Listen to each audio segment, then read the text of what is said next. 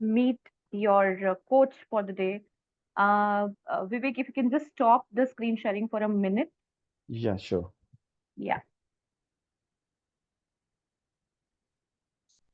yeah. So the person you're seeing on your screen is your coach, Vivek.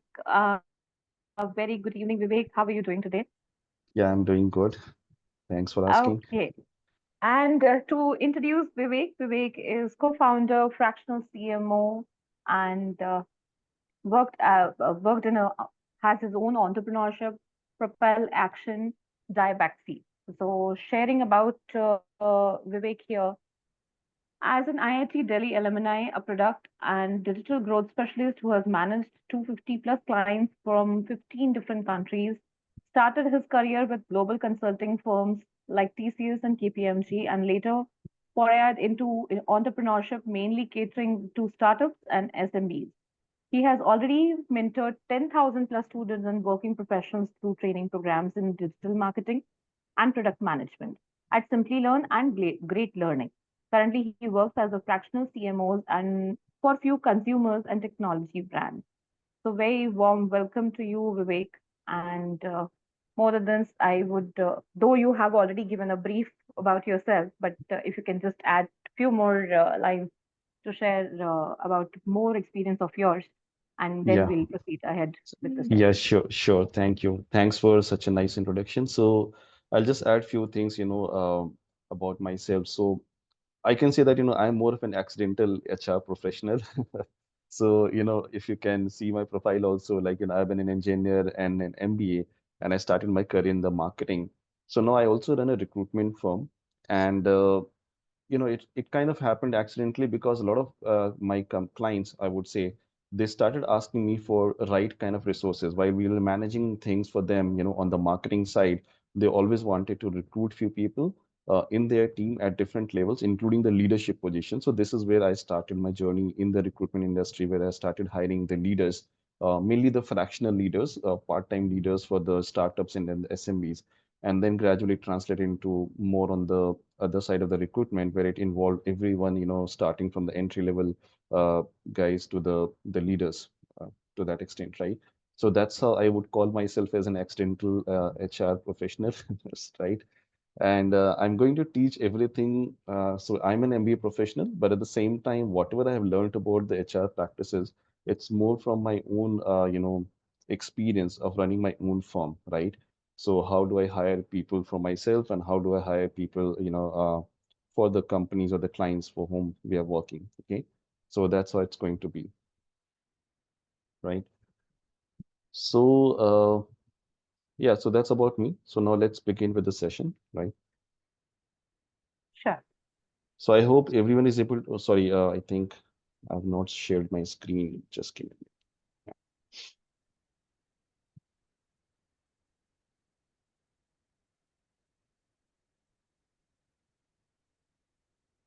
I believe now you're able to see my screen, right?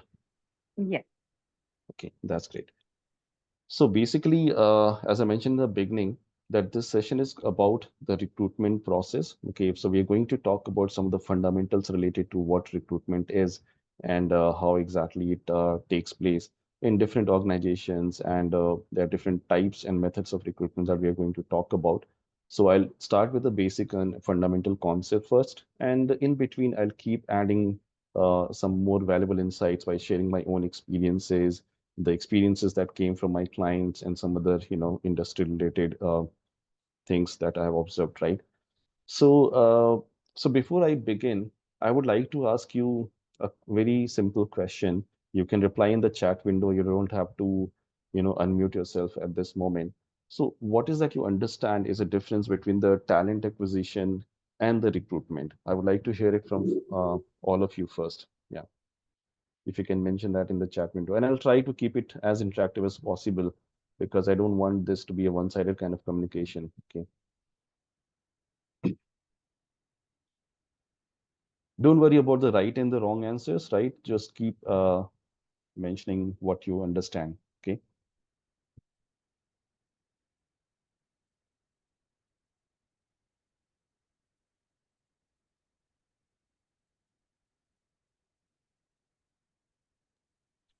Hi, good evening, sir. Yeah, hi, good evening. Myself, Vidya. Right.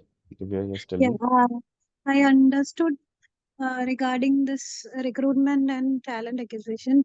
Recruitment is for a period, Mm-hmm. and talent acquisition is for a long term. Mm-hmm.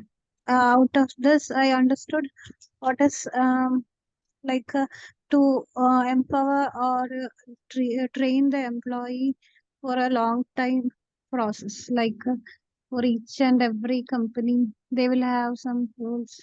Mm-hmm. So if we are equipping that person to cope up with that company for a long term, that would be better for them also.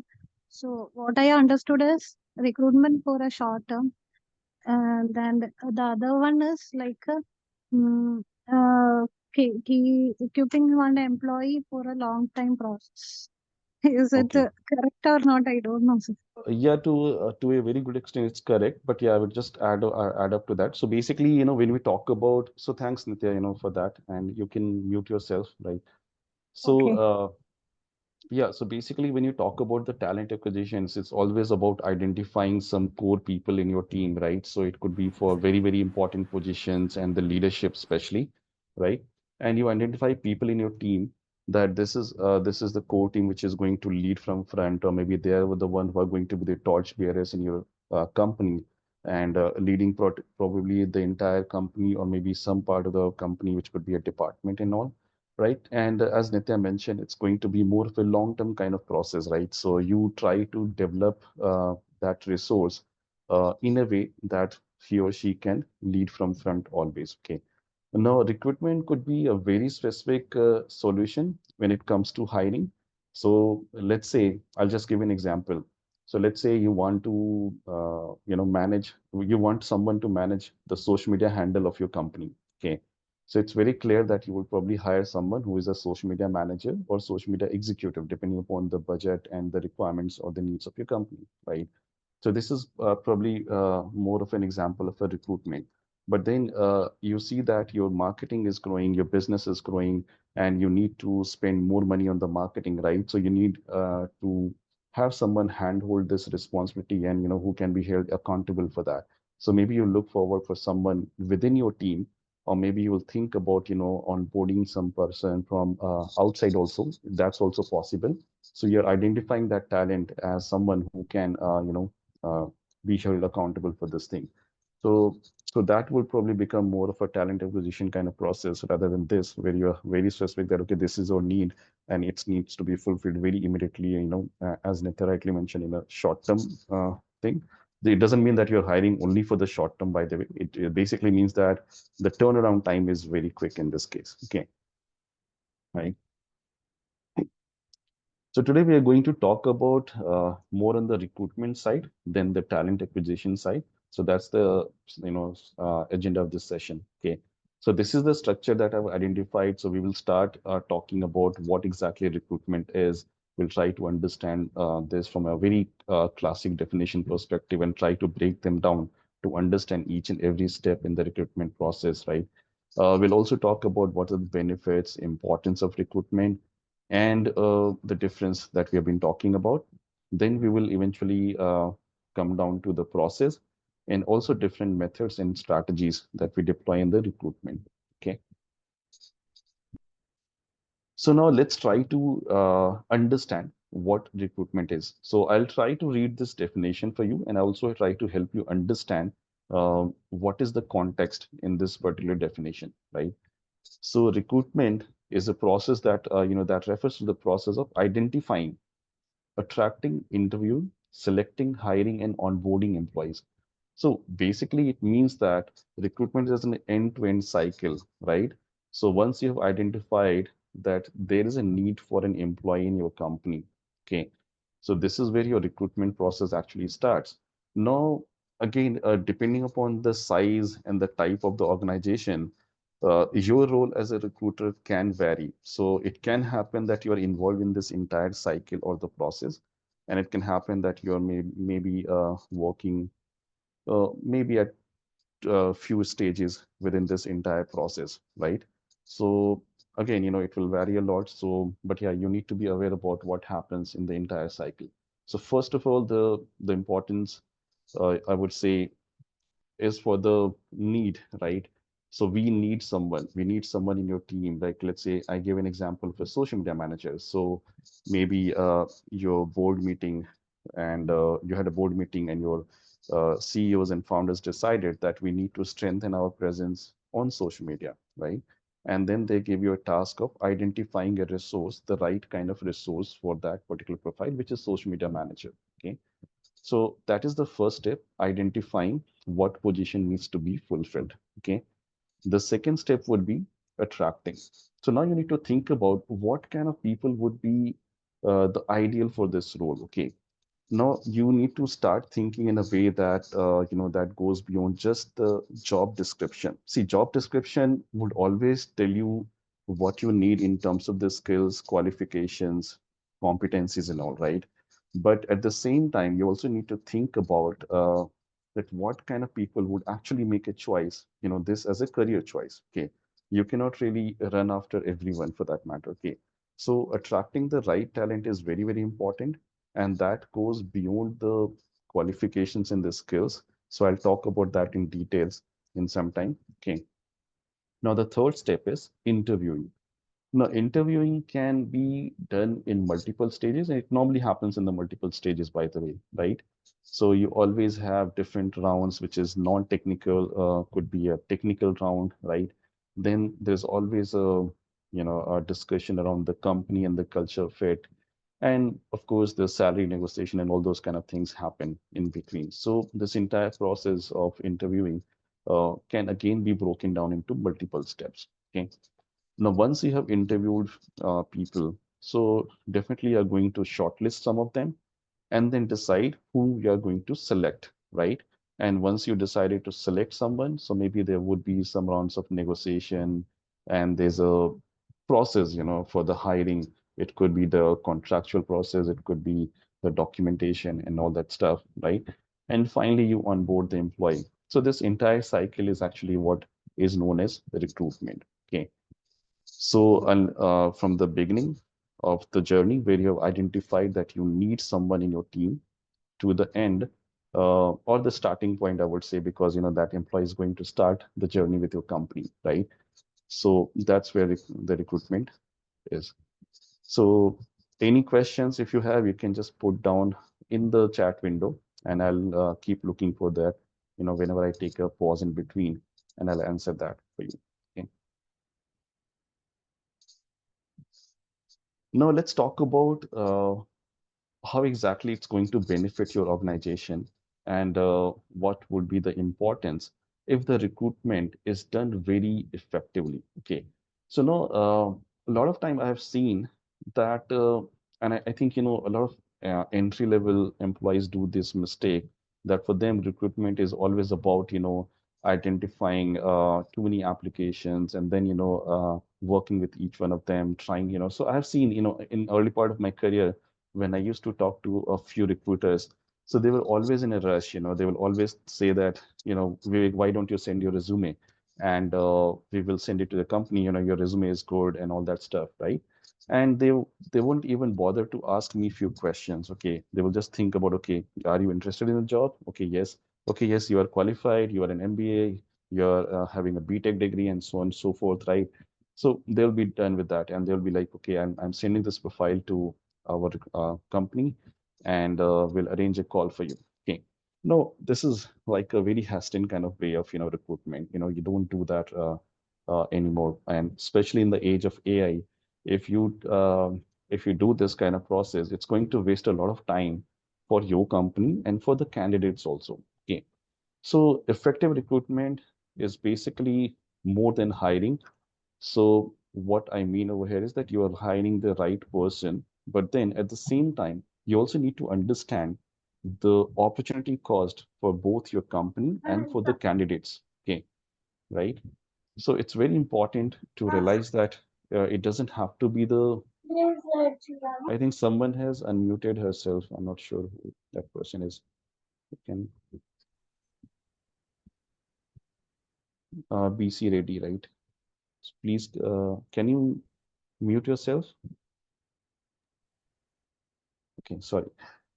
So yeah, so I was talking about that recruitment has to be quick and efficient. Okay, and when that happens, it doesn't really mean that you have to quickly send hundreds of resume to the hiring team. You can't do that. Okay, so there's a definite way of going about it, and we'll talk about that.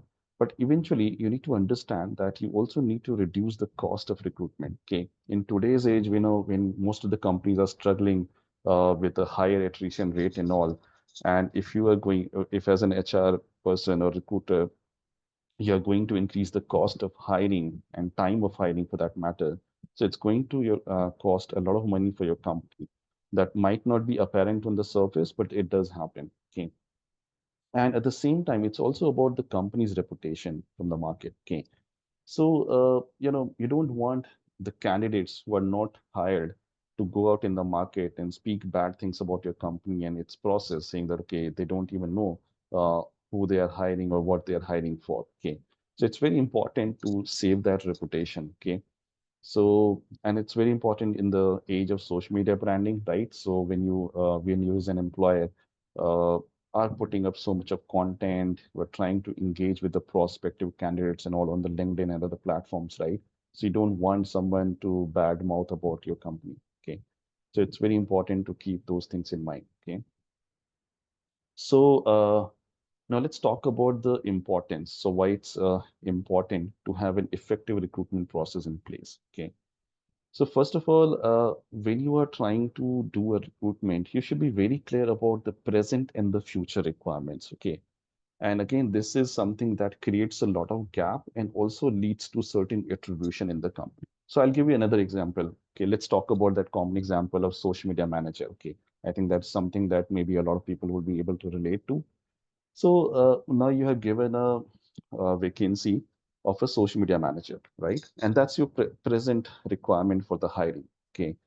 Now, this person, let's say this person comes with 2 to 3 years of experience and who has primarily managed social media channels like Facebook, Instagram, LinkedIn, Twitter, etc. Okay. Now, what do you as a company would foresee for this particular candidate who is being hired as a social media manager, right? So you should be clear about the growth plan for that candidate also. Okay.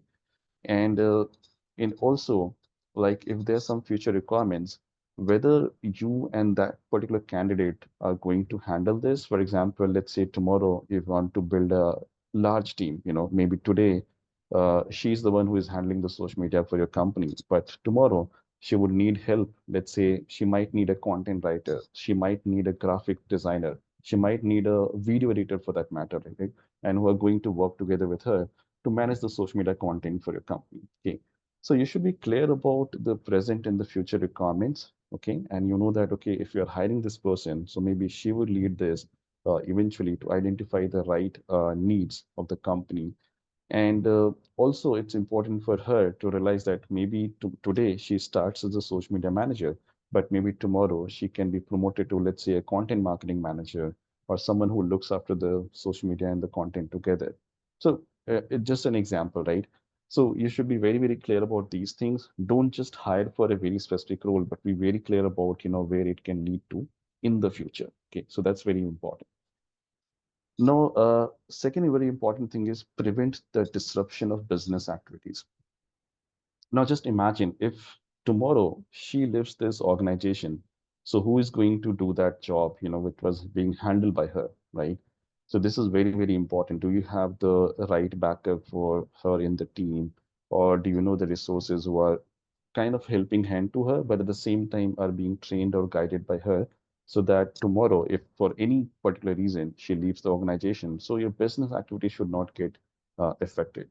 So this is again very important, when it comes to effective recruitment. So when you're hiring a person, you also need to look at these aspects, which goes beyond the skills, competencies, and qualifications, as I mentioned. Okay, right? Now, one important thing is the success rate of hiring. So now, uh, so there are two ways of looking at it, right? So one HR would probably do one thing, like, she will try to uh, maybe source hundreds of resumes and put that in the system. and she starts connecting with everyone and going through a round of discussion with everyone, and finally coming to a conclusion that maybe 95% of them is a waste of her time, and and finally realizing maybe only the 5% seems suitable for that particular job. So maybe she ends up hiring one of them, but the problem is the success rate of that hiring process is very, very low, and it comes at a very huge cost for the company. Okay. So this is very important that you realize that, what kind of processes needs to be implemented in the early part of the recruitment, whether it's related to the filtering of the candidates, where there's some kind of criteria that you put up, or there's a screening process, right?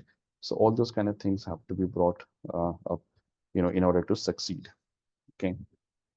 Now, very important thing, effective recruitment also means that you're expanding your talent pool. So obviously you're hiring people and good people, so they're going to add more value to your team. So, and a lot of time, what I have observed is most of the people are looking to expand their horizon. Okay, so if I join an organization, even though I might be part of the marketing team, but I will like to play a very active role in the recruitment because I also want to ensure that I'm hiring the right team.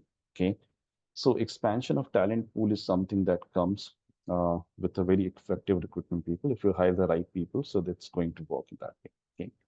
I already mentioned about the cost effectiveness of the process and overall the credibility of the organization. So when you are hiring people, uh, at times, yes, it is required to say no. Maybe that candidate doesn't fit into the role, or also based on some criteria. Like, for example, if the candidate is not willing to work from office, okay, and she would probably prefer only the work from home, and doesn't matter how hard you try, she's not, willing to relocate or join the office, right? So now this is something where you need to take a call as an organization that, okay, shall we hire this person or not? Because tomorrow, even if you hire her, maybe there's a chance that she would quit her job, because of the issues she starts facing when she starts going to office, which is not her comfort zone for that matter, right? And then you are into that situation where you, as an organization, hired someone, maybe she quits, maybe you fire her, or whatever happens, it's going to affect the credibility of the organization, right? And sometimes, even before hiring, like you're talking to a lot of people, and then they realize that you don't have the clarity of what you want in your team. Okay. And they would probably be thinking, maybe you've taken 2 rounds of interviews and 3 rounds of interviews, but maybe these things would have spoken to me in the early part of the discussion, right? And so that it would have saved time for everyone. So all those kind of things and a lot of other things would ensure that if you're not getting into those things, would definitely, add more positive word of mouth on organizations. Okay. So let me know if you have any questions as of now related to these points. You can put in the chat window. You don't need to unmute yourself, no, but I can answer them for you. Okay. No question? Okay, no worries. So I'll just move forward.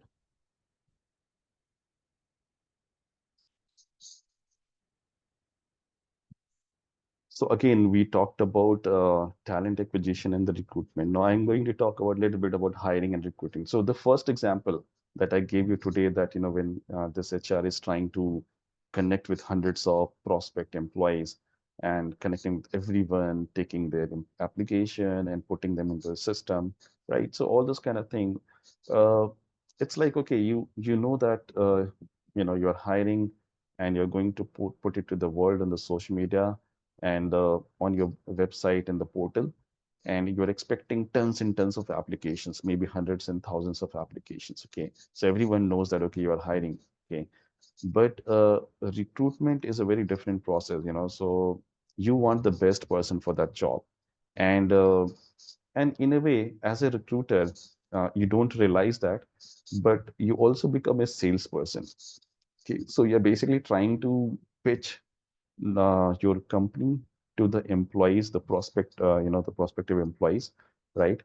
and vice versa also, like these employees need to buy your company. Okay, so they should be convinced enough, so say, okay, yeah, I can join your company. Okay, and uh, and then you as a HR or recruiter work on the behalf of the candidate, saying that to the company, okay, yes, this is the right guy, he has the right attitude, and he is the right fit in terms of their skills and competencies. So it's like, you're doing this job of a salesperson in between, where you have to convince both the sides, whether it's the recruitment side and the one who is being recruited. Okay.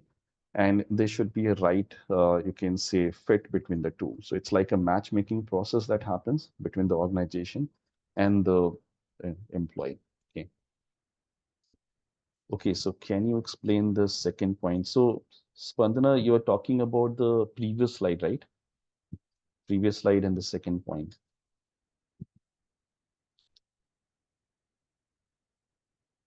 Yeah, yeah. All So right. Uh, something, this one, right? Prevents disruption of the business activities. See, basically, the idea is that every employee in the company is accountable for certain set of tasks and the activities, right?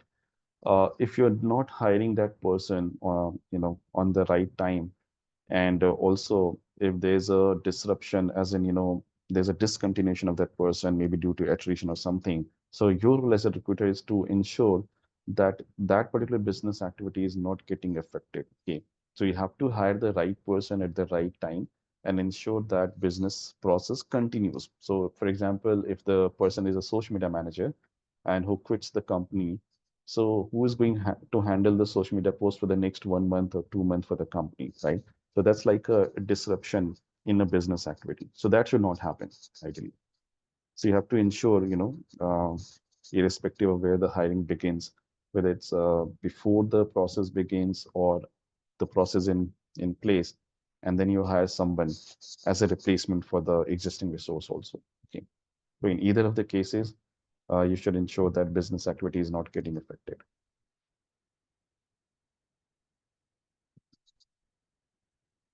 So yeah, so now you understand what I'm talking about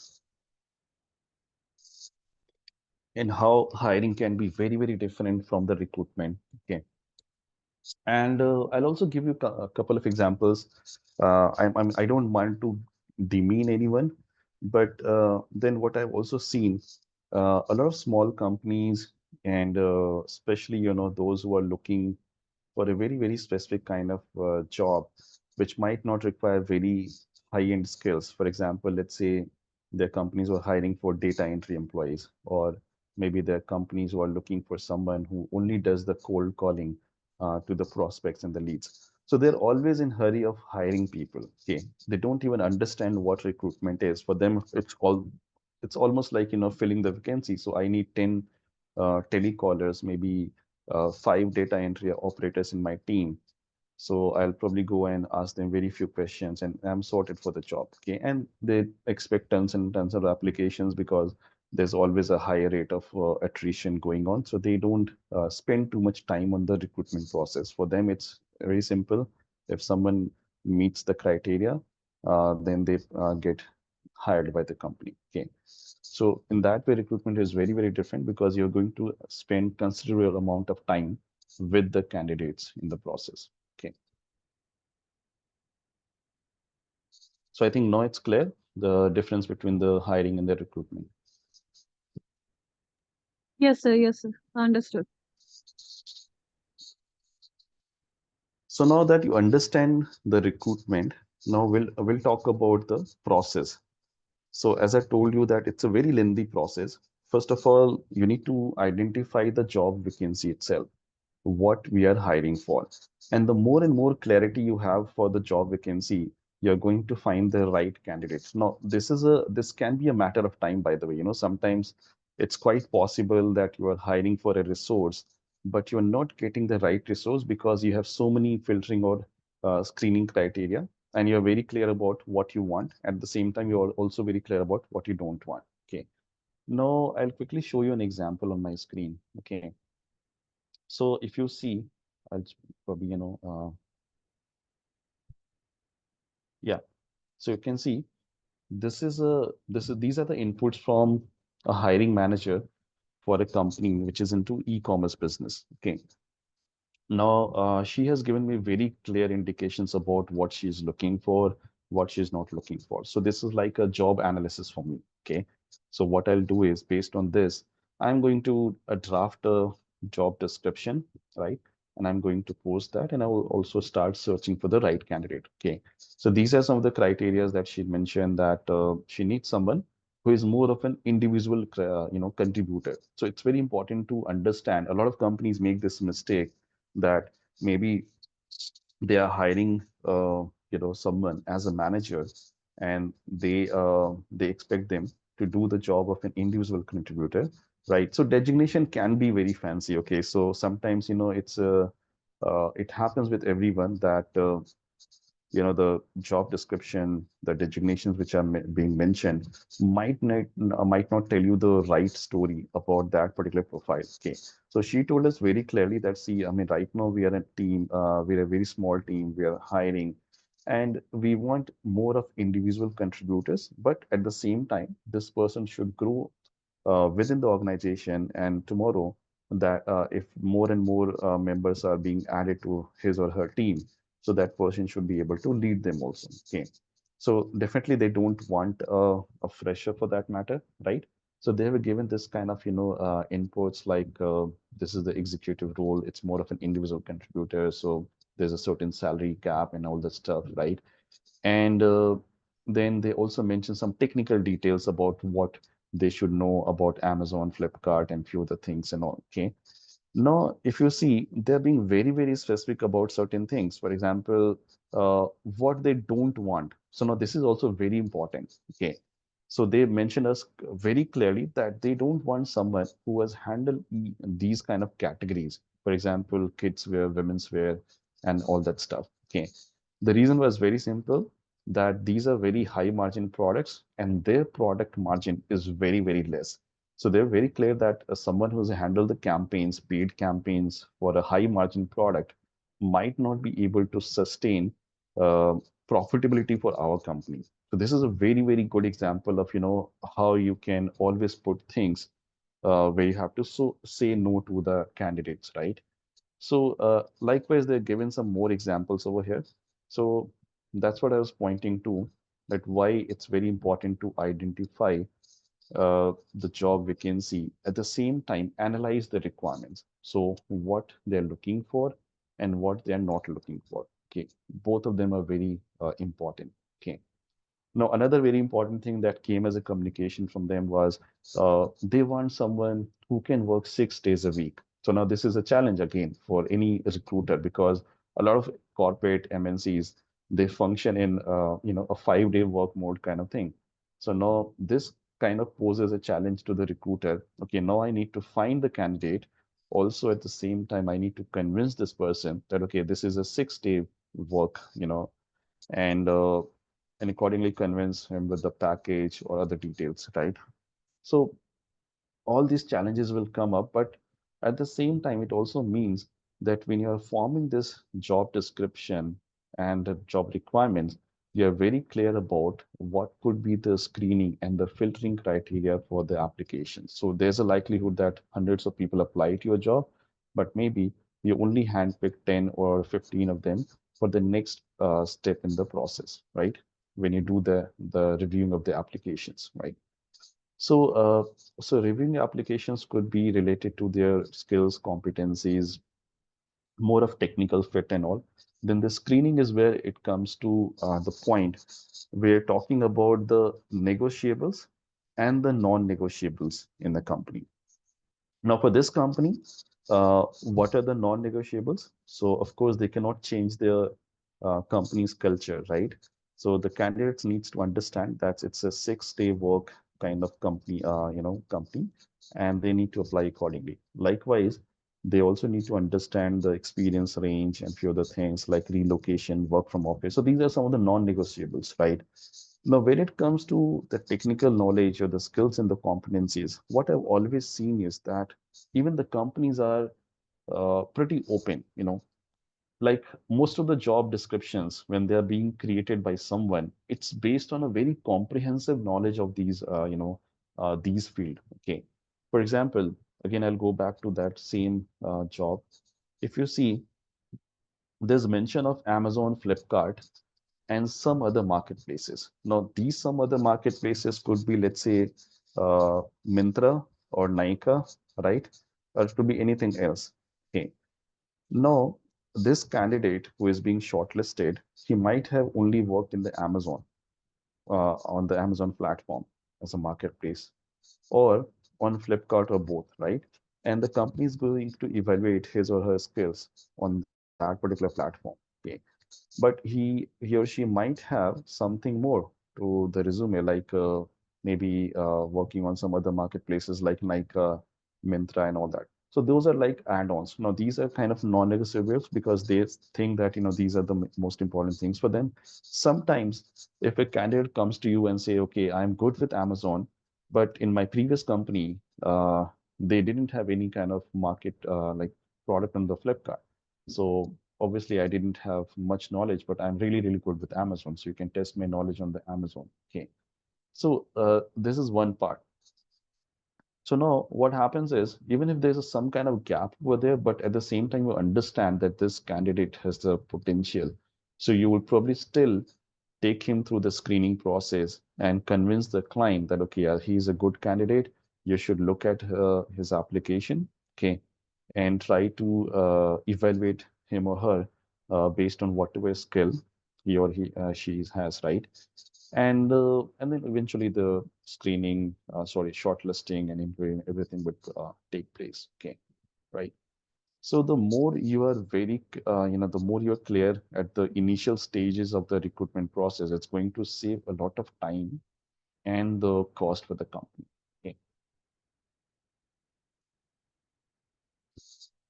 No, Priyanka. So that was actually not a job description. So basically, that was more of job requirements that came from, the client side. So now what we will do now is we will create a job description based on these requirements that came from the client. Okay.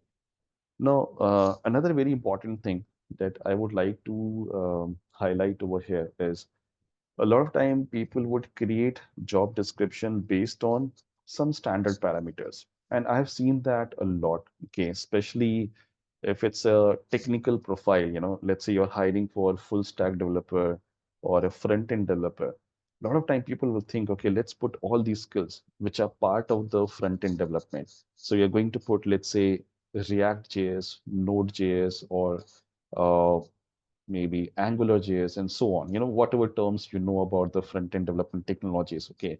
So you're basically putting up a job description where you are indirectly saying, okay, we are going to hire a superhuman. Okay. So this person would probably know 30 and 40 technologies, all of them, and he should or she should be sufficient, on all of this, right? And that's not going to happen anyways. So now with this kind of job analysis that I've just shown you, and I'll again, keep going back to that example. Okay. So one thing is very clear that client has clearly mentioned that what are the things they're looking for in terms of skills and experience from the candidate side. Okay. Now, as I mentioned, that they have not mentioned specifically about Myntra, Nika, and those kind of marketplaces. So even if the candidate has those, it might add on to his credentials. But even if that person doesn't have those, so it might not bother much, on the recruitment process, right? So these things are very important when you're forming a job description. So be very clear. Okay. So it should not be a very generic job description that you go to Google and simply type e-commerce manager. Like for example, I'll probably show you something. Let's say I go to Google and I'll type e-commerce manager JD. Now you'll find everything there. Okay. So let me take you to one. It's not working. Okay. Yeah.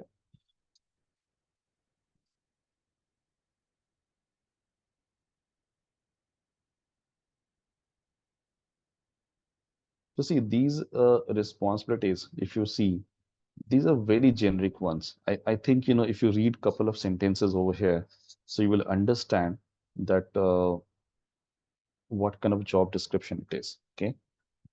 And just read through it. Okay. Maybe for 1 minute or so. So you will understand that how different it is from the one that I was showing you. Okay. So yes, there would be certain things that would be part of that job description also, but it's way more generic than what, my client is looking for. Okay. So it's very important that you take, a note of all these important requirements from the clients and put them into the job requirements. And based on that, when you're creating a job description, so you should come up with a job description which specifically talks about these things. For example, my client has clearly mentioned that they're also looking for someone who has an experience with these kind of tools like Helium 10 and Jungle Scout, right? So that should also reflect in the JD, by the way, because if you don't put these things, so there are definitely going to be too many applications. But the moment you mention these things, maybe it will filter out a lot of candidates automatically because they will think, okay, I don't know Helium 10, what exactly it is, or what is Jungle Scout for that matter. I have never heard of this term, right? So a lot of people would consciously back out from the recruitment process saying, okay, I'm not going to apply for this job. Okay. So in a way, that will also save a lot of time for you. Okay.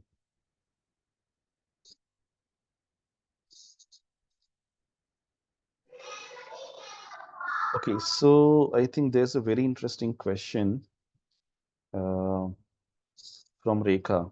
So in sourcing, practical experience and degrees go hand by hand, or any preference we can point out?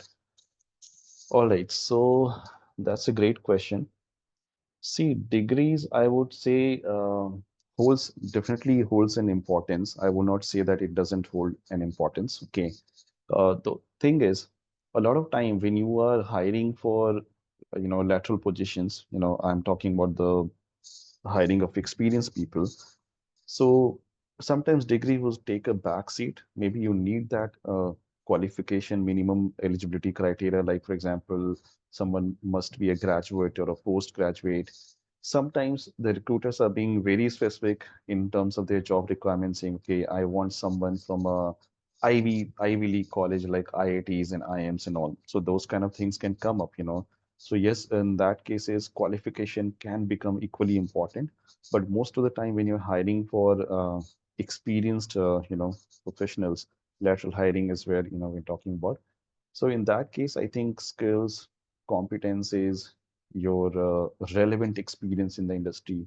So those things will become more important, and that will take a priority, instead of the degrees, actual degrees. Okay. Also, it's very important for you to have this discussion with the client, with the company for whom you are doing this recruitment, right? So you should also understand that what is their psyche behind the hiring. Is there any kind of impedance saying, okay, I want to hire only from these kind of colleges, or someone with these kind of qualifications? Okay. So this is very important. So when you're talking to the recruitment team, so they should give you a clear indication about what you're hiring for and what you're not hiring for. Okay. Yes, sir. Most probably it is very difficult for the higher management, like for VPs and managing level authorities. So, Hmm. am I audible? Yes, Yeah, Rekha, you are. yeah, yeah. So for in that area, just we have to just come and quite for the sourcing and application. So because it is for the higher level management, we can sourcing the resumes. So in Mhm, that case, it is very difficult, no, for the right candidate for the right job or right title we can sourcing. So mhm. yeah. So that is my question. So so that in that case, we just have to know the practical knowledge or degrees both, and on the executive level or any junior level management, we can only see the degrees and we can just compromise with the practical knowledge or practical experience. Right. So see, as I mentioned, and I think you already answered your own question, right? So at the junior level, definitely we are looking at more of the degrees, qualifications, marks, etc., to understand that, whether that person could be a capable person or not, right? But when you have worked in the industry for, let's say, 10, 15 years, you've handled organizations, you've handled teams and all. So all that practical experience would take a front seat.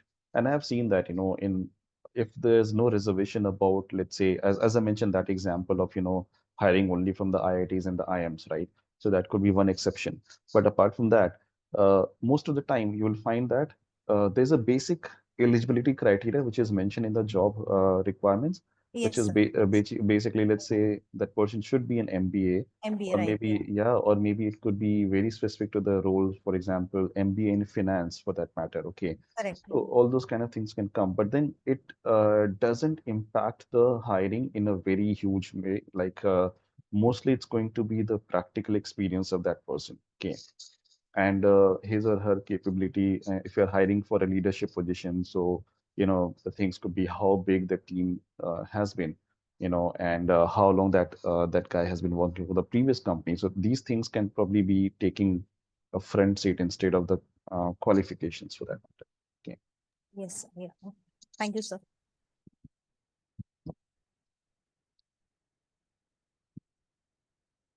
So now I'm going to talk about different kind of recruitments, and there could be more, but yeah, I think this is a list which is sufficient to cover most of the aspects of recruitment. Okay. And so first of all, you need to understand whether this recruitment is an internal recruitment and external recruitment. Okay. Now internal recruitment is very simple, like you have a job opening or vacancy, right? And then you go ahead and put a notice within your organization and saying, okay, we are looking for someone who can join this particular team. For example, let's say you come up with this idea of diversity and inclusion team in your organization. Okay. And now you want someone from your existing employees to join this team. Maybe one of the reason could be because these people have been working with your organization for a very long time, so they understands the company culture. They also understands the company's mission, vision, values, etc. Right? And they might be the right fit for this kind of position. Okay, which is in this case diversity and inclusion team. Okay. So you're going to put the notice and you're going to just send it to entire organization, and people will start applying internally to that, right? So that's more like an example of internal recruitment.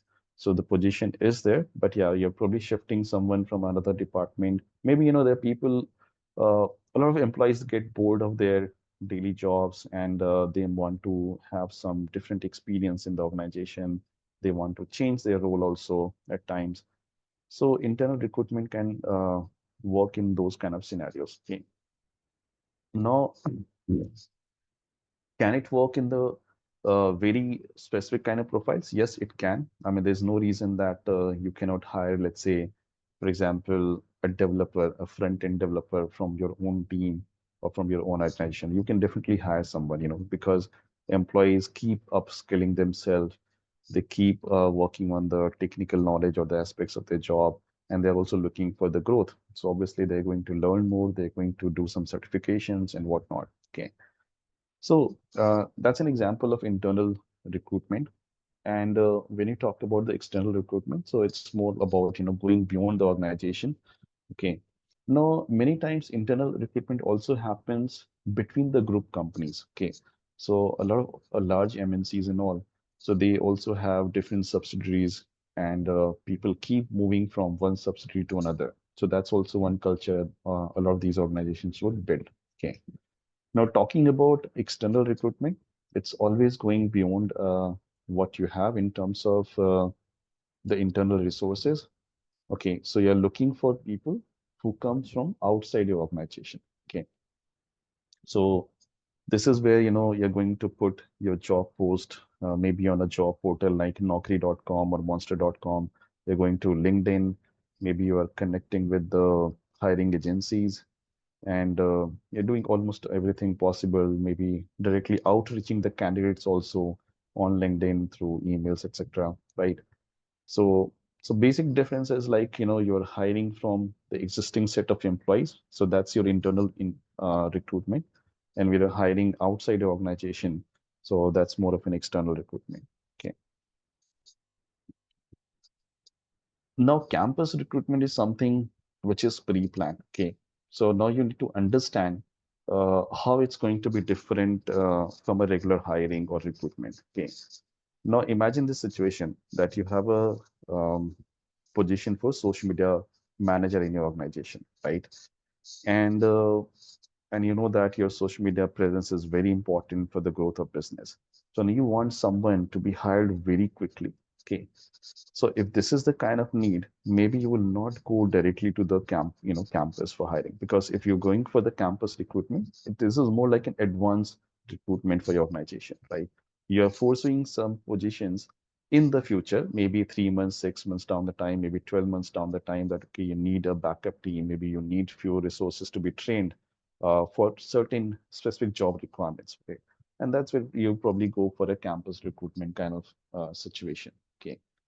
So in this case, it's very important for you to know whether or not that particular job vacancy can be solved with the campus recruitment. Most of the time, an immediate job requirement cannot be fulfilled with the campus recruitment. As I mentioned, it would probably work in a short-term to long-term scenario, which is also at least 3 to 6 months or 12 months for that matter. Okay. So that's very, very different from the regular recruitment process. Okay.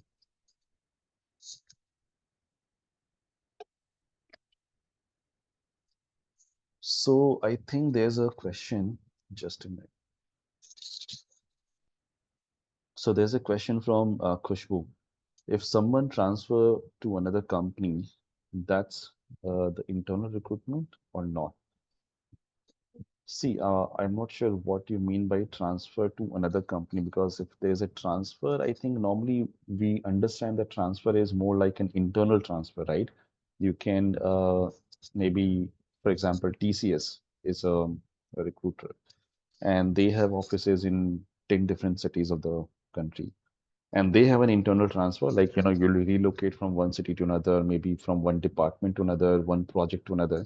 So that's something which I believe is more of a transfer, and that's more like an internal recruitment for me. Okay. When you're changing the company, I would not put that under the label of transfer for that one. Okay.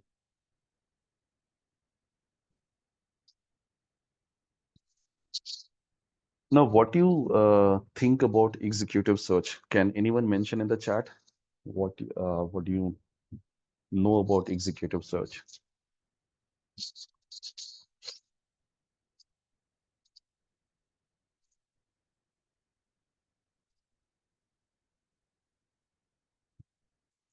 Anyone?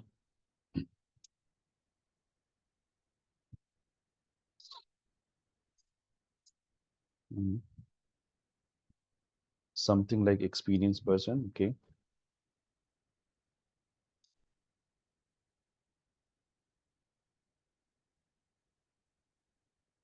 Leadership role. Right.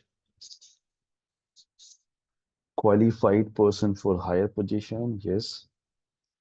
Is it headhunting from the organizations? Specialized sourcing. Okay. Somehow we are all correct. So basically, executive search is very different from how the regular recruitment process would work. Okay.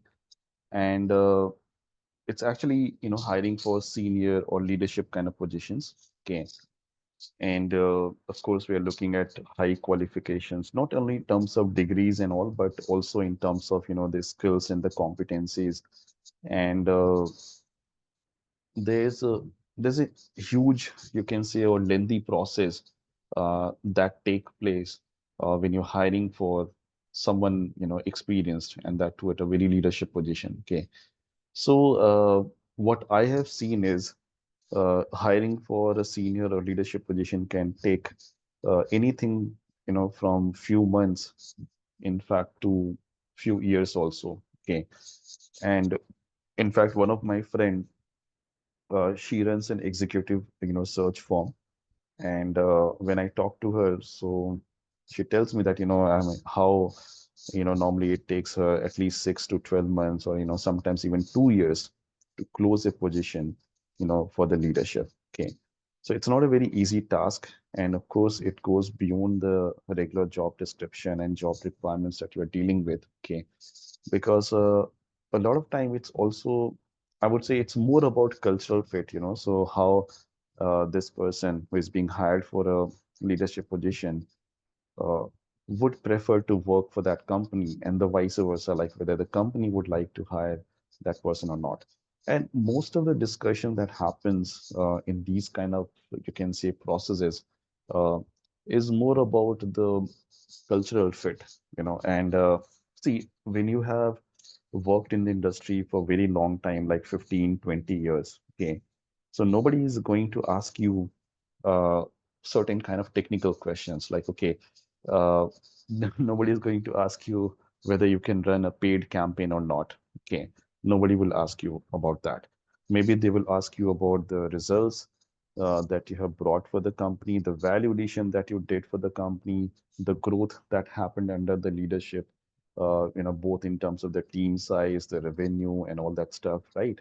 So all those kind of things are important part of the discussion, and it's going to be more of a discussion, So there's no, I don't think that takes place as an interview. Okay, so it's more of a discussion between the two, people, like someone from the hiring team and someone who's being hired in for this kind of leadership position. Okay, and they should be able to translate their vision for the company and match with theirs. So if that happens, then definitely the executive search would work. Otherwise, if you're only hiring on the basis of the skills and the job requirements, as in more on the lines of the competencies, most of the executive search recruitment would fail. Okay, and it happens at times, and that's why the companies are very, very careful, because uh, obviously it's there are higher stakes involved over here, and they would not like to rush into that, because one single mistake would mean that their company's growth is being hampered for the next few years. Okay, so if it takes, let's say, 1 year to hire that person, and another 1 year is wasted because that person doesn't really belong to that company. Okay, so your company's 2 years valuable time has been wasted, and that's something which can cost a huge amount of money for any company. Okay. So it's very, very niche kind of recruitment. And normally the companies are also very careful about this. Okay. So Vidya has a very interesting question. She's asking, as you said, it will take 6 to 24 months. So how can we fulfill the requirement? Okay.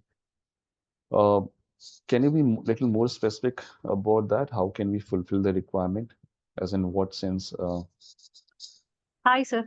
Yeah. I'm just asking if we are searching for a leadership position, and Mhm. as you said, it might take 6 months to 24 months, Mm. means in up to 2 years. So Right. I'm asking if we are selecting the candidate for a job, can we vacant the position for 2 years like that? Okay, I got it. So see, yeah, that's a good question. So the thing is, you'd always know, most of the time, I won't say that, you'll always know that, but yeah, most of the time you will know that your leadership position will get vacant in another 1 year or 2 years of the time. Okay. Let's say maybe the leader who is holding the position, he or she is getting old. Let's say someone who is already 57 or 58 and is planning to take retirement after 2 to 3 years. So now when you're hiring for such kind of position, so there's a lot of hand holding that happens, right? So when a new leader takes over, so the old leader is also supposed to spend time with the, sorry, new leader, okay? And that kind of hand holding becomes very critical for the companies. So in that case, yes, companies are normally prepared for that kind of lengthy hiring process, okay? Now, there could be a scenario number two, wherein because of some XYZ reason, that leader decides to quit. Okay. Now, when that leader decides to quit, so obviously that leader is supposed to join some other organization, or maybe, he or she has decided that he will simply, hang up his or her boots and would probably try something else, right? Whatever with the scenario. So most of the time, there's always a notice period and that kind of time, which is normally expected out of a leader, at least 6 months or so on, because company also needs to find the right person for that job. Okay. Now, what if it doesn't happen? Like you mentioned, I mean, you have actually asked a very right question that even in that kind of scenario, let's say we're not able to fulfill that position or the requirement within the 6 months. So how would that be handled? So most of the time, there's always an in-transit leader who is being identified within the company, right? So for example, let's say if the CEO is being replaced by some other CEO, okay, now, there might be a CFO, there might be a chief business officer or chief marketing officer for that matter. And in this transit period, that person will probably take up that temporary leadership role in the absence of the right leader, or maybe the owner, the management, someone from the management or the owners or themselves can take that responsibility. But eventually, the idea is to bring the right people instead of bringing a wrong people for a short period, because it's not like an entry level position, right? So where you can replace the person after 6 months with someone else. Does that answer your question? Yes, yes, I understood, sir. Okay, yeah, thank you. Thank you, sir. So all of us know that post-COVID, remote job positions have been opened a lot, right? And of course, there are different views on that. A lot of companies are calling their employees back to the office. But at the same time, remote work has become, a norm. Okay. Now, when you talk about the remote recruitment, okay, so now recruitment that happens through remote, you can say interactions. Like most of the time, people are uh, based out of different cities, locations, even countries for that matter. And if you're hiring for a certain position, so that person might not get hired with any kind of physical interview that happens over here. So the entire process gets, in a way, remotely handled, right? And that will also mean that you as an HR have to ensure that every check and balance is being brought into picture when it's a remote recruitment. Okay. So a lot of emphasis is also being given on the background check and the processes, because sometimes when you're not dealing with someone who is not physically present, right? So the background check and few other things like referrals and all that stuff becomes very, very important over there. Okay. Now, referral recruitment is something which is a very popular, you can say, recruitment method, especially in the big organizations. Talk about big IT consulting firms like TCS, Infosys, and all, even other companies like MNCs, it could be FMCG companies and all. So they rely upon their own employee and their network. Okay. So let's say tomorrow, if someone wants to hire someone for marketing, okay, and if I'm someone who they trust upon in terms of the marketing, right? So they will probably reach out to me and ask me, Vivek, do you know some kind of person who can fulfill this kind of requirement? So maybe I'll just reach out to my network and see who's looking for a job change. Okay. Now, I as an employee can get some referral bonus from the company, and normally it's in cash, or sometime it could be in some other form also from the companies, right? It saves a lot of time and cost for the company, because one, this person is coming through a very trusted network, so the process is very quick, and at the same time there's a reliability factor that works, and also the longevity. Okay, so a lot of time it happens that the referral recruitments, when they happen, they are normally thought to be someone who is going to stay in this company. So because I have trusted this person, and this person also knows that, okay, Vivek's reputation can get damaged if I leave the company early. Okay, so he will, or she will also try to, stay at the company for as long as possible and do the best of the job, that is expected out of that person. Okay. So referral recruitment is something that works in the company's favor. Can at times can lead to very good hiring also. Okay. But that is not like a, how do I put it, a thumb rule or something. Okay. So sometimes it can go in a different direction, but most of the time it's positive, when it comes to a referral recruitment. Right. So now digital recruitment. So nowadays, I don't know if you have seen, uh, how many of you watch Shark Tank India, by the way? So I forgot that name of the company, but there was a company which has automated the entire process of recruitment. Okay. And this is mainly for, tech related profiles. Okay. So what they did was they would, they had designed a system wherein, of course, the first step is like, receiving the applications for a job process. Then the AI does a lot of filtering, and eventually they're being assigned, they're also being given assignment. Okay. And those assignments are also being recorded in their system. Then there's an evaluation process which happens wherein the candidate has to code online, and their coding is also being evaluated online while they're coding over there. And the system is having a check on the candidate's uh, surroundings, like whether that person is cheating or not cheating. Then there's a there's a bot which talks to that person, right, and takes his or her interview. So yes, for a lot of tech kind of profile, this is actually possible. I'm not talking about some kind of fantasy movie scene, okay, from a Hollywood movie or something. So this is a reality these days, okay. So the entire process has been digitized, and it can be used for any kind of evaluation and selection process today. Okay. So this is maybe in the future, this will become a norm for a lot of process, but that doesn't mean that, okay, HR would be out of the fashion. Yes, you'll definitely be in the business, so don't worry about that part. Okay. Now, this is little interesting, and I think her key and jobs for her as a company believe in this a lot, diversity and inclusion recruitment. Okay. And in fact, we also as a company uh, focus on that. No, so Zomato, I think, was the client for that particular company, but I forgot the name of that company, which has built that tech. It's an Indian company only, and so they do help in the tech recruitment for most of the other companies. Okay, and there are a lot of other companies, by the way. I just gave this example of Shark Tank because it will be more relatable to people. So yeah, so I was talking about diversity and inclusion recruitment. Okay. So nowadays, it has become a norm for companies to ensure that there's enough diversity and inclusion within their teams. Okay.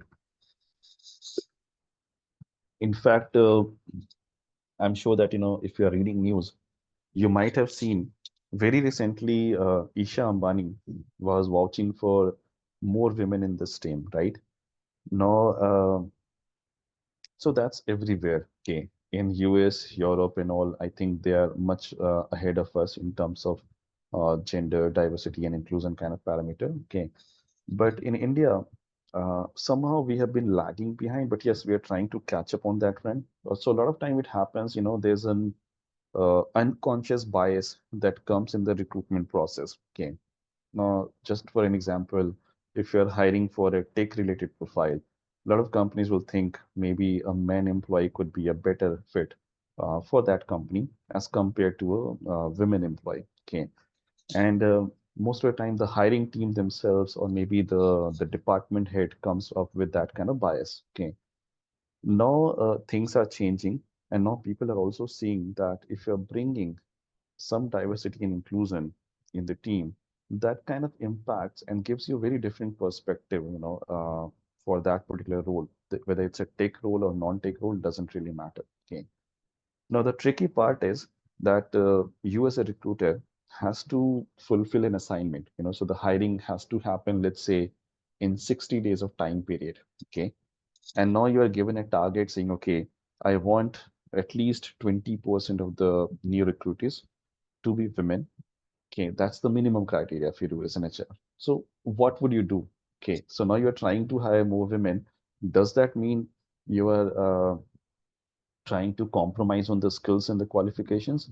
Not really. Okay, you can't do that. Okay, so that's kind of, there's certain things that comes as non-negotiable for you as a recruiter, whether you're hiring anyone, irrespective of their gender and diversity, right?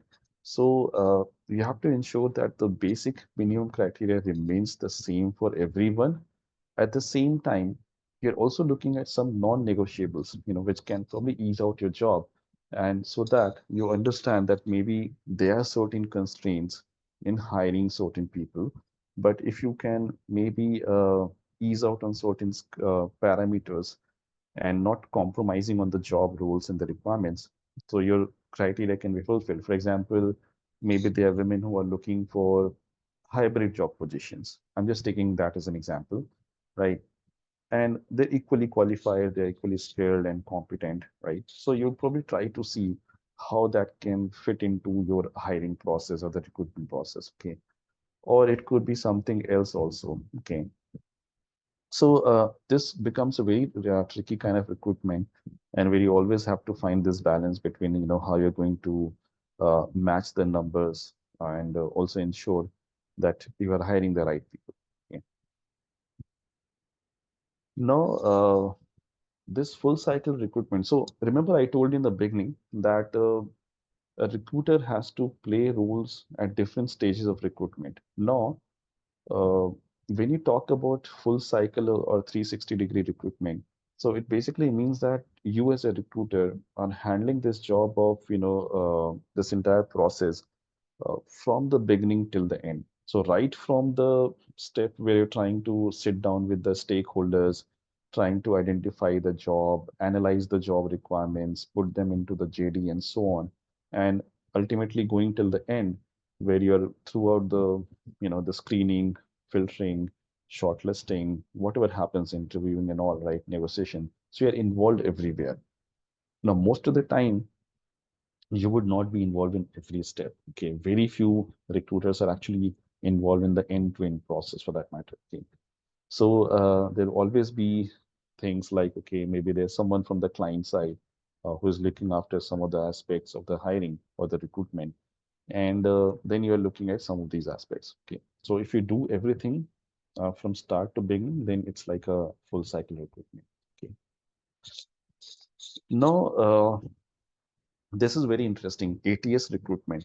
So again, I would put that into how do I put it?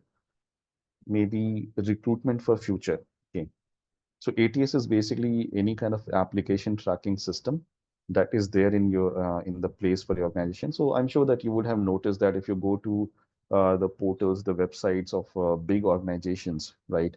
So they normally have an application system over there, and they'll also have some generic profiles over there, like some of the current openings would be there.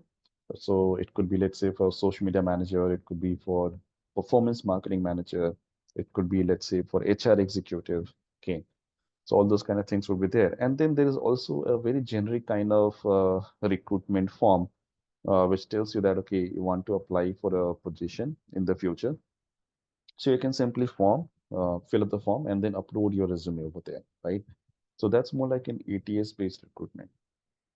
No, the challenge with most of the ATS based recruitment is that they are not any immediate, they're not for immediate openings most of the time. I wouldn't say that it's a rule or something, but most of the time it's not for the immediate hiring. Okay. So basically, as a recruiter, you are, kind of compiling a lot of resume. You are forming a repository of the resume for the future hiring. And then once you are ready for the recruitment, you're going to that repository and looking at the relevant resume. Maybe you're using some filtering criteria and all, and then reaching out to the candidates based on the needs and requirements. Okay. So yeah. So any questions as of now? I think this was a very lengthy slide, at least in terms of content and discussion.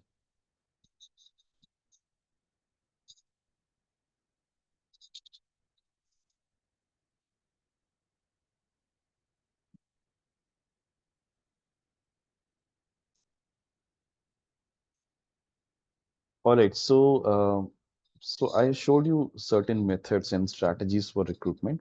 So that was one part. I think we have a question. Yeah, so ATS, as I mentioned, Vidya, it's an application tracking system based recruitment. So that's like a standard, system that most of the organizations, especially the MNCs and all, would have. And they will keep, having keep building the repository of applicants. So basically, it's saying that we are building this repository for the future hiring, not for the immediate hiring. Okay. And tomorrow, if I need someone for, let's say, a particular position, so what I'll do is I'll first go to the ATS system and filter out the resume from there first. And if I don't find anything relevant, then maybe I'll go to some other source of hiring. Okay.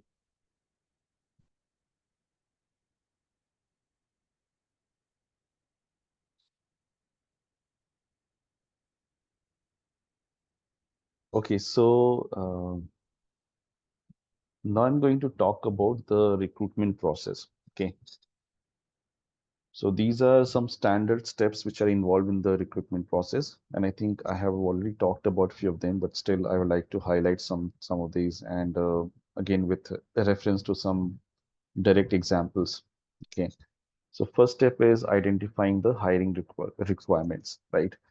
So the better it is, in terms of identification of the skill, competencies, experience, and also some other factors. It could be, let's say, location as a factor, or maybe the number of work days could be one of the factor.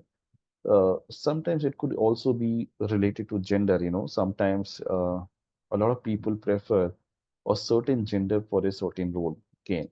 And ideally, it should not be the case for, for most of the job requirements. But I'm just giving an example. Let's say maybe you're hiring for aviation industry and, for the cabin crew for that matter. So you will probably prefer, as a female employee for that position. So there could be lots of, you can say, skill and competencies based requirement. And then at the same time, some other factors such as location, gender, or some other factors. Okay. Maybe sometimes it could be language, like if you're hiring someone for, let's say, Karnataka, and maybe it's a salesperson, right? So you want that salesperson to know multiple languages, including Kannada and English, Hindi, and all those languages, right? So all those kind of things should be identified as part of the job requirement, right? And then you are going to create a job description. So as I gave you that example of e-commerce manager, right? So in that, there might be some very specific things. At the same time, there might be some very generic thing. For example, if this person is an e-commerce manager, so that person is supposed to handle multiple websites or marketplaces like Amazon, Flipkart, etc. Right? And then on the top of that, you are adding some very, very specific things, such as this person should know the tools such as Helium 10 and Jungle Scout. Okay. So you have to kind of balance that job description in a way that it's not only understandable by the person who is being hired, but at the same time, you should convey that what you're looking for. Okay.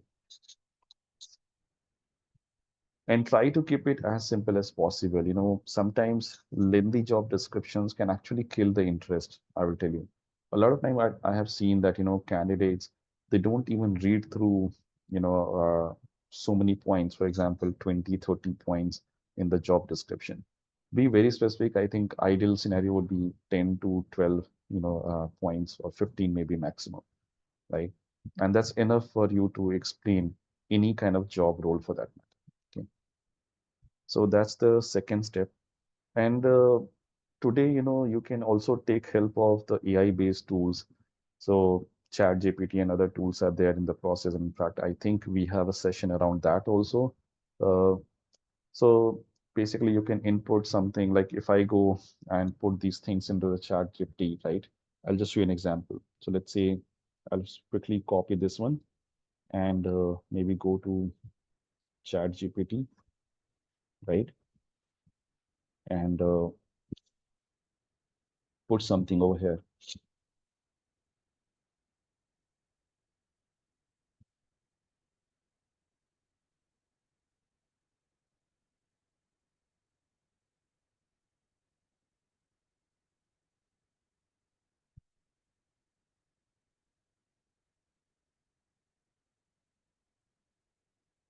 So I'm just going to use this prompt and saying,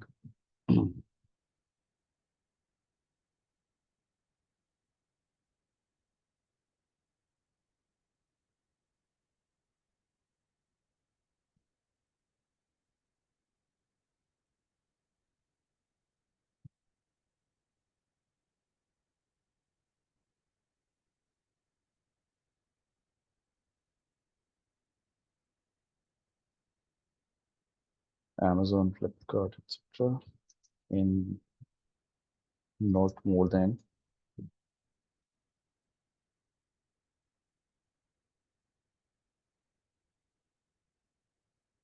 eight.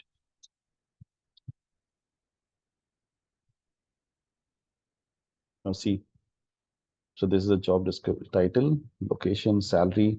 Now there's a job description. So few of the things might be very generic. This is like a overview of the role. And then there comes the key responsibility. Okay.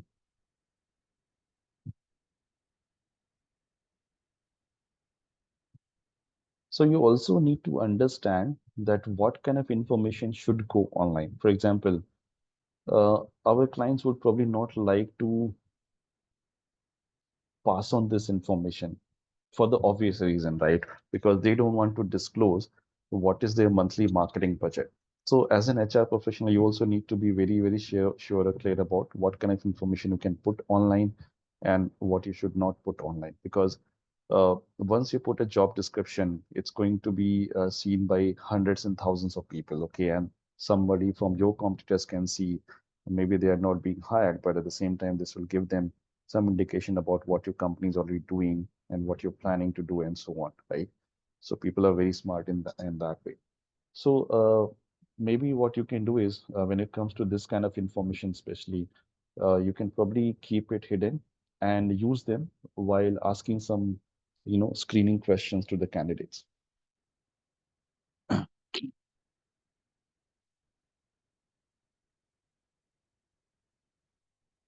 right? So I'm not saying that, you should simply copy this thing. So obviously, you have to bring this into a Word document and then see what is relevant for you and what is not relevant for you. Okay.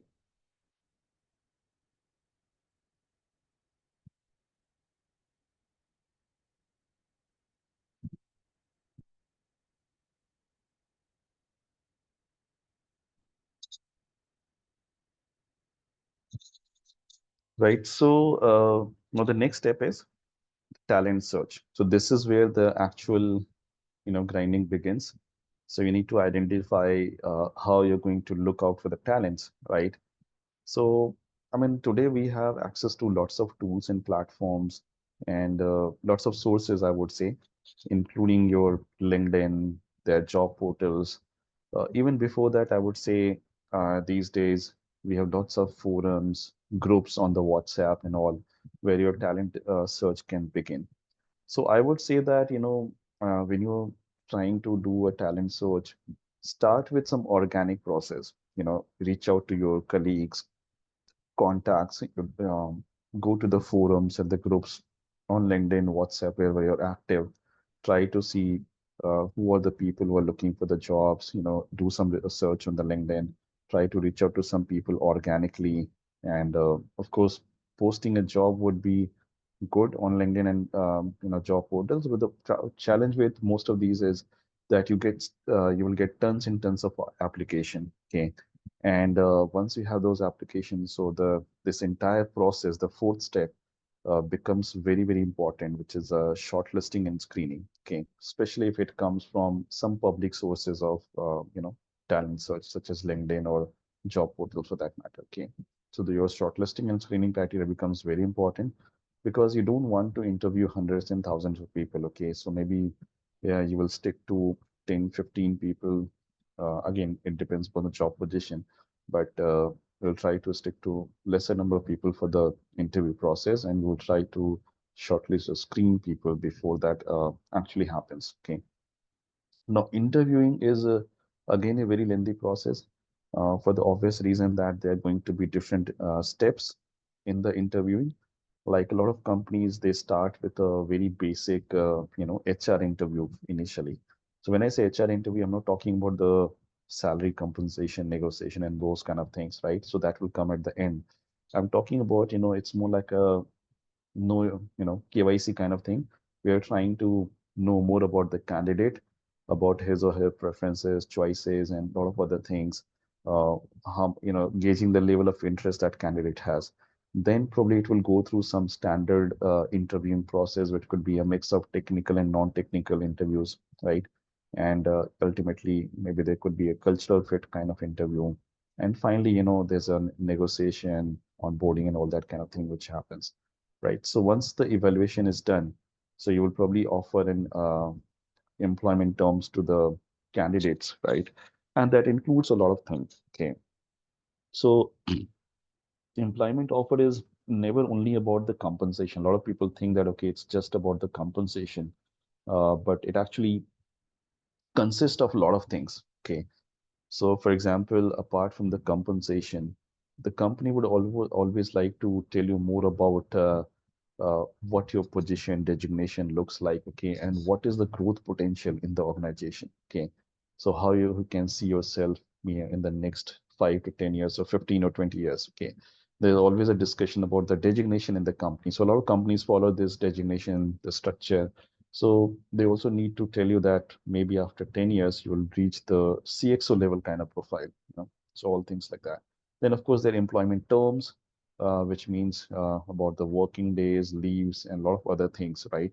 So all those kind of things become very, very important part of the offer, because that will also mean that the candidate is going to look beyond the compensation and see whether this company is the right fit for them or not. Okay.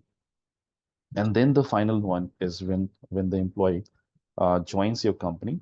So this is where you introduce that employee to the company, and then you give them a briefing about the company's culture, vision, mission, etc.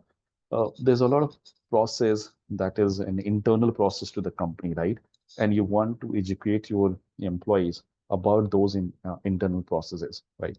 So all those kind of things are also there, when it comes to induction. And of course, the regular company policies, employee guidelines, and stuffs like that.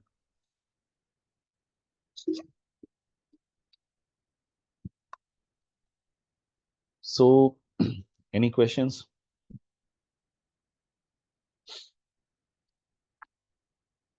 Okay,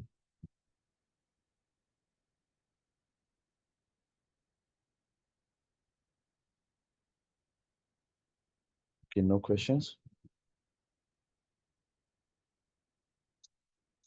Okay, we do have one question. Point number 6. Okay.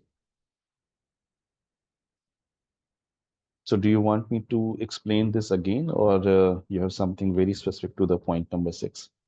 No, so just want to know about the evaluation. See, evaluation, yeah, sorry, you're saying something. Yeah. Only just want to know the evaluation. Okay. So see, evaluation is not a very standard thing. Okay. Now, this will vary a lot based on the job designations for which we are hiring, and also based on the skills and the competencies. For example, uh, I told you about that tech hiring, right? Where the entire process was digitized, and the employee who is being hired was supposed to, submit the application online, the AI evaluates, and then there's a process of coding and taking online interviews and all that stuff, right? So evaluation can be different for different kind of profiles. Like for example, sometimes when you're hiring for a very senior position, so it's more like, the growth trajectory, the cultural fit, the strategic roadmap that person brings. Now, compared to that, if you're hiring for something which is like a regular, job, individual contributor kind of role, so you'll be more uh, inclined towards what are the skills of that employee, and how good that person is in that skill. Okay.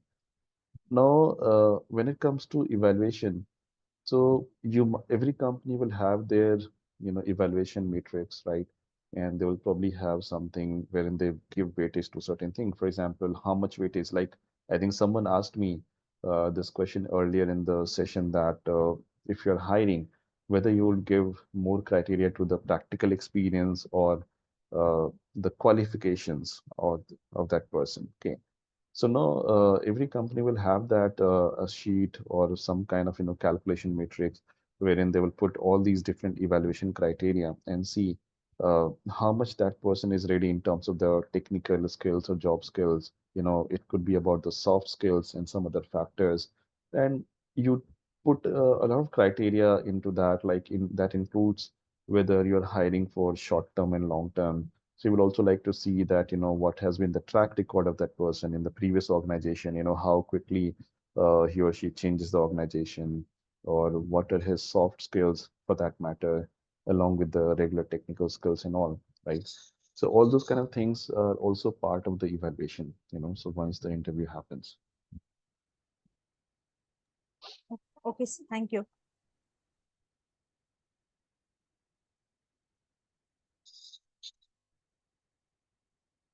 All right. So, now what do you think about recruitment strategy? I would like to have some generic views from all of you first. Like if you are working as an HR and recruiter for that matter, so how would you like to think about the recruitment as a strategy? Maybe some points, even a single point would be enough from all of you.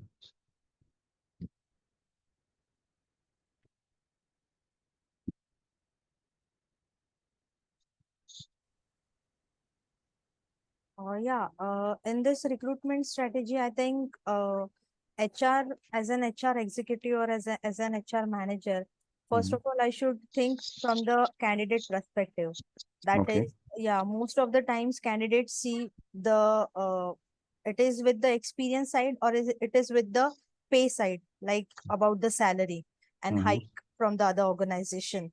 So main point is we have to keep in mind that there will be a many ways, so we can explain to the candidate that you should be get the better opportunities or better opportunities in the scale of your future also, and in the scale of your salary hikes and everything in terms of financial areas. So it should be we have to main these two main strategies for to hire the candidate and make sure that then we can as an organization we can give the more beneficial things to you in regarding this for your future Mm-hmm. perspective also, and regarding to the financial areas or which related to the salary hikes and everything. Okay. That's it.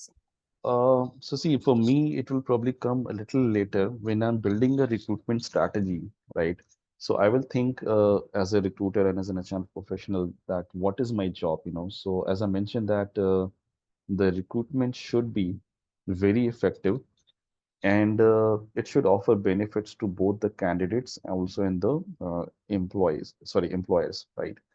Now, talking about that, it's very important for you to understand that when you're planning a recruitment, uh, even the small things, for example, let's say once you are clear about your job requirements, okay, once you've discussed with the stakeholders in the company that what kind of role you're hiring for, what kind of skills and your competencies for which the person is being hired, and also you have a clarity about the negotiables and non-negotiables. So one important thing that I see is the time horizon.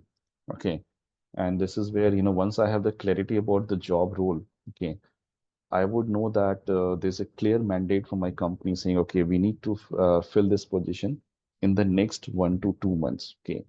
Now, once something like that comes up in my, in front of me, so what I would think about is what is the quickest as well as the most efficient method which I can deploy to hire someone within 1 or 2 months. Okay.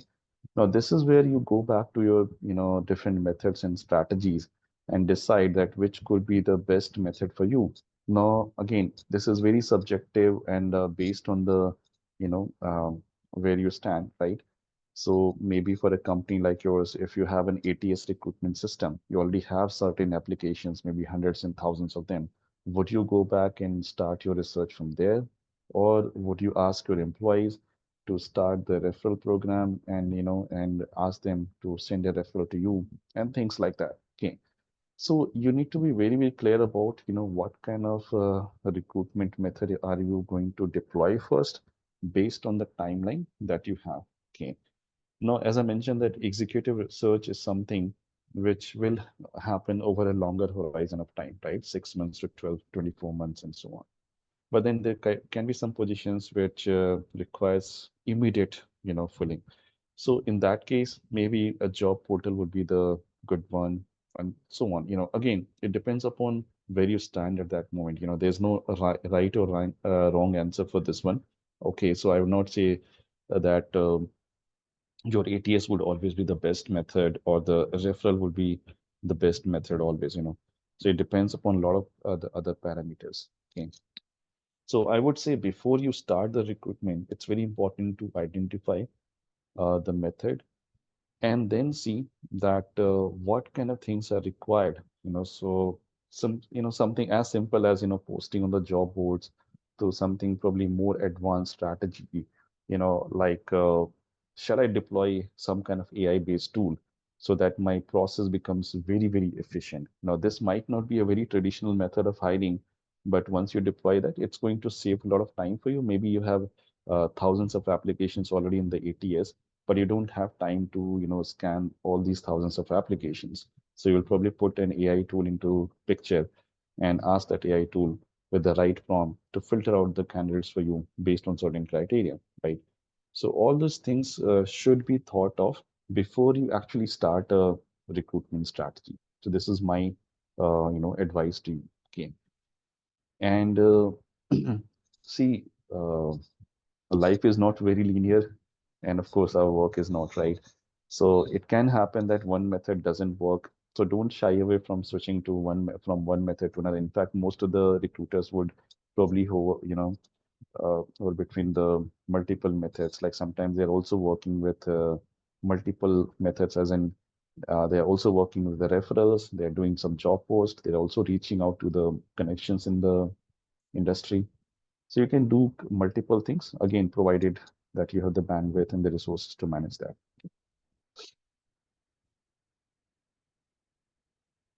So I think we got some interesting answers over here. Posting in social media, other jobs, right? Okay. Explain the company profile to the candidate. So this is a very important point, in fact, which Manjula has mentioned that, a lot of times company, as I mentioned, you have to work like a salesperson. Okay. So you're selling the company to the candidate and the vice versa. Okay. You're also selling the candidate to the company. So in that case, you need to see.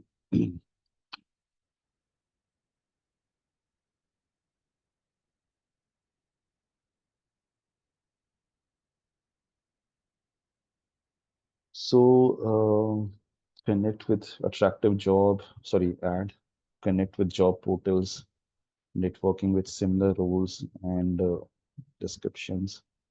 As a recruitment HR, the strategy I would use is the visibility and the clarity of the JD and the need for the recruitment. Yes, that's right. So I think this is the one of the first step. You are right, Kirtana. Okay. And then you need to build a clear strategy that which method will be most suitable for this. Right. So I think this is going to be my last slide. Yes. So now I'm going to talk a little bit about role playing. So I'll give you an interesting example. So this was for, in fact, for myself. So when I was being hired in one of the companies, okay. So by the way, that was a huge company. I mean, big company, I would say. They are also into the HR recruitment, by the way. Okay, so I'm not going to name that company, but and it was like an in-person event or in-person meeting rather, I would say. So I was being interviewed, and a lot of questions, course discussions happened, and eventually I was actually being hired for the recruiter position, by the way. Okay, and I never thought that I would be asked for a sales question. Okay. And I think, most of us would be aware about this sales question, as in, role playing. Can you sell this pen to me? Okay. I'm sure that a lot of you would have watched that in the movie, social media channels and whatnot, and you might have heard about it if you're done your MBA. So you would have asked this question. And of course, there's no right answer all the time for this, so can you sell this pen to me, right? So that was the question. Okay. So there was a very different kind of scenario. Like I was sitting in a boardroom kind of environment, and I was being interviewed by a couple of people, and coincidentally, both of them were women. And then two other women joined them from the team at the end of the meeting, by the way. So I was done with my interview, but then two people joined, and then there were some senior people, and they sat down with me. And so they asked me to sell this pen, and to them at the same time, they asked me, of course, they gave me conditions saying, okay, very useful conditions like we don't prefer to write with this pen, or, we are like a digital savvy people and so on, all those kind of things, right? So that the pen was kept in front of me, and then they told me you can take some time and decide, how you're going to sell this pen to us. Okay. No, they sat down in front of me, and there was this lady who was sitting, I think, at a very small distance from me. And she was all, looking at me clearly, and then she was trying to, I don't know, maybe, put forward different kind of expressions, asking questions. And in the process, what I noticed was that she was constantly trying to play with her hair. Okay. And then eventually she tried to tie her hair, for that matter. Okay. So that was my pitch. So basically, what I did was I pitched the pen as an accessory to her, and I told her that, okay, this can be used as an accessory to help you tie your hair. So it's a very common practice, in the offices that, okay, you see women tying their hair. Maybe they put pencils and pen in their hair most of the time, right? So that was my pitch. And she was wearing a blazer. So I told her, you can even put that as an accessory. It will really go well with your blazer, and that's all. Okay. So this is just an example, and coming from my own personal experience. But yes, role playing could be different in different scenarios. Okay. So sometimes this could be something as, casual or personal like this, or sometimes it could be very, very specific to a company's role, as in, let's say, if you're being hired for the CEO's position. So the company might ask you to act as a CEO, and ask you like, what do you think should be done? You know, and then you have to bring in your knowledge about, what you've read about the company, and you tell them, okay, this is a scenario, this could have happened, ideally this should happen, and this is what I would like to do. This is where I would probably think of this. So all those kind of discussions, case studies, and role plays are very, very important, especially in the positions where a lot of in-person communication becomes a very critical part of that role. Okay. Maybe for a very tech kind of role where your skills and competencies are the most important thing, those role play scenarios would not add much.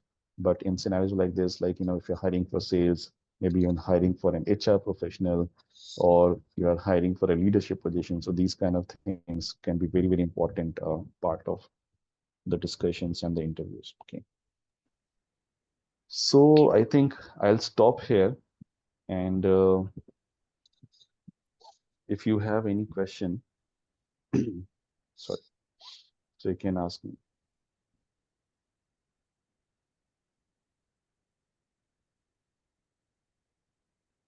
I think we still have 15 minutes in the session. So yeah.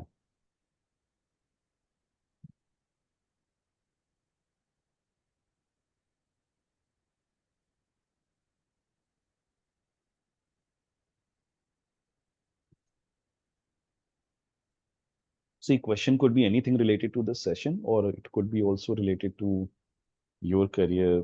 If you have any doubts.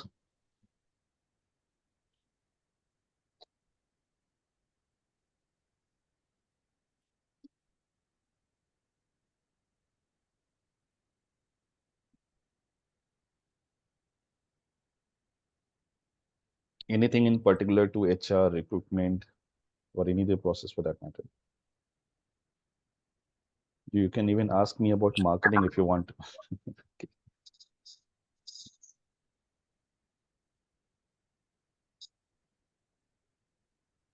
So Vidya is asking, is it useful to do a course in AI? Yes, I would say it's very important, and it will become very critical in the future. Okay. And when I say you should do a course in the AI, I don't mean that you should become a developer or something. You should probably look at the application of AI. Okay.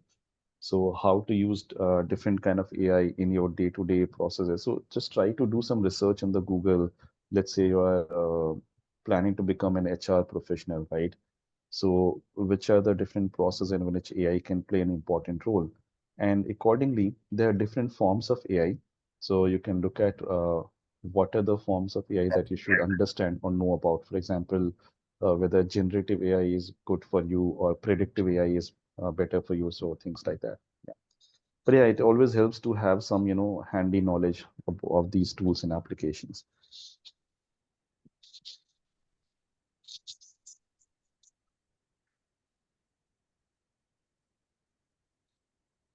Okay, so Manjula is asking a question regarding the filtering of resumes. Does HR need to open all the resumes and manually scan the requirements?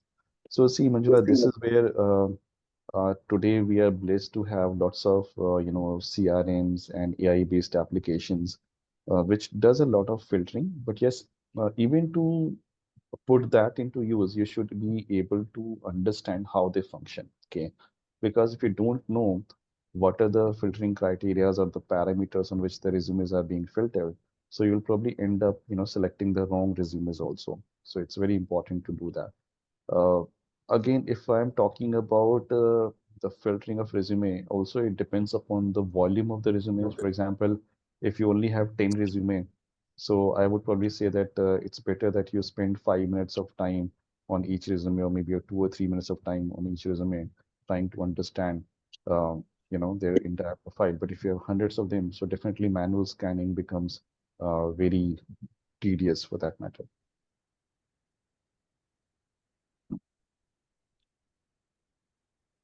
Also, the screening questionnaire becomes very important when it comes to the filtering of the resumes and all.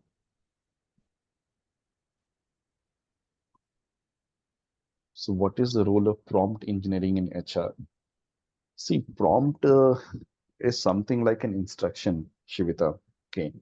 So, if I'm giving some instruction to a tool, no, that should be like, you just saw that. So, what I did over here, I'll just go back to that example. So here what I did was I put some details, right, that came from my client. And then I also gave a prompt. It's not a very detailed prompt, by the way, because I just wanted to show you quickly the use of AI, right? So I just mentioned something very briefly, like, can you generate a job description of an e-commerce manager with experience in marketplaces such as Amazon, Flipkart in not more than 12 points based on this information, okay? And this is how the AI has generated. So your prompt will be very important based on what you want the AI to understand. Okay, so it's very important to highlight those factors, and based on that, they will create something for you. So prompt engineering is basically nothing but the non-tech application of the AI tools. Basically, you're passing on the instructions to the AI tools. Okay, so the better the prompt is, you always get a better return in terms of the results that AI will give.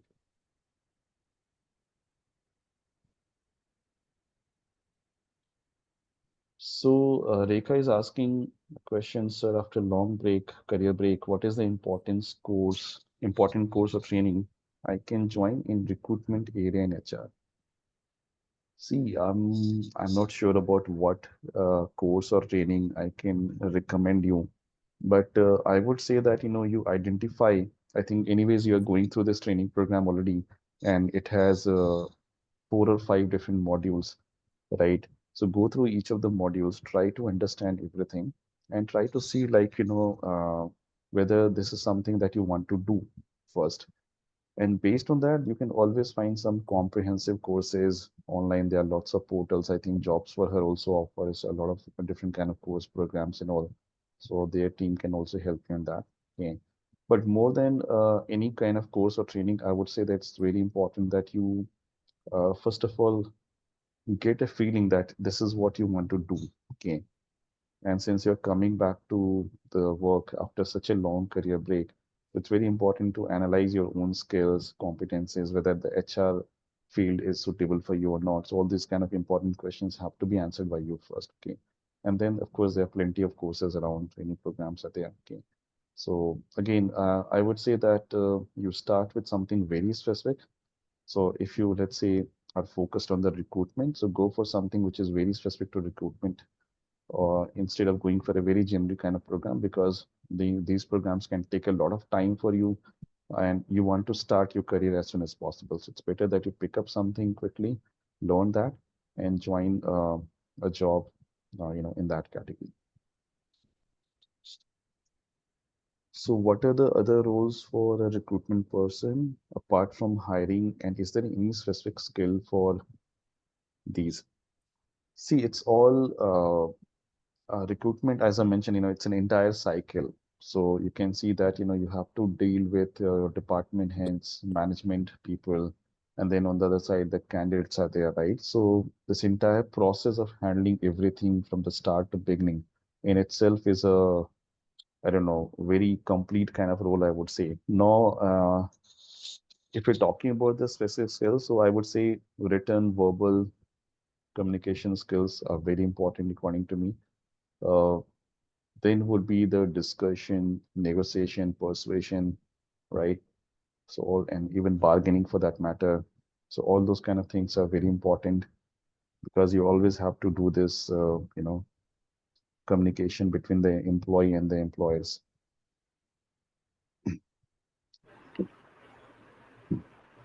Apart from that, maybe certain tool-based training can help you. Like these days, we're talking about AI and some HR-based CRM, So on the technical side, you can learn some of these tools also.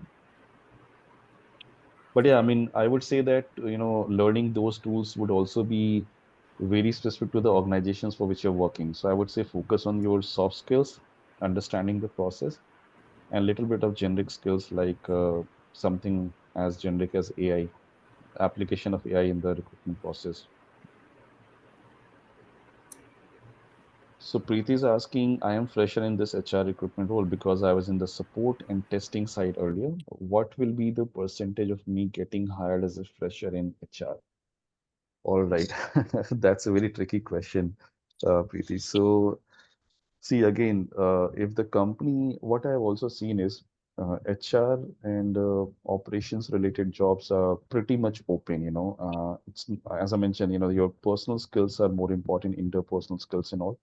So if you're really good in your communication skills and all those skills that I mentioned, I think company will hire you because ultimately they're not looking for a very technical kind of, skill, um, within the candidate. So if they are fine with the, you know, if they see that you are very good with your communication, negotiation, and all those skills, which are very important for this, position to function, they will probably hire you. Yes, I mean, there are a lot of companies hiring HR in the remote jobs also. Are companies open to employ after a very long break? See, I mean, not every company is open, but I think these days there's a good amount of company which has opened up to this, hiring. Like they have the second career option and all. And I think jobs for her will give you better idea about these kind of profiles. In fact, we ourselves have hired a lot of these women, working women who have taken a career break. In fact, from jobs for her itself. So yes, I mean there. I mean, not every company does that, but yes, there are enough opportunities available.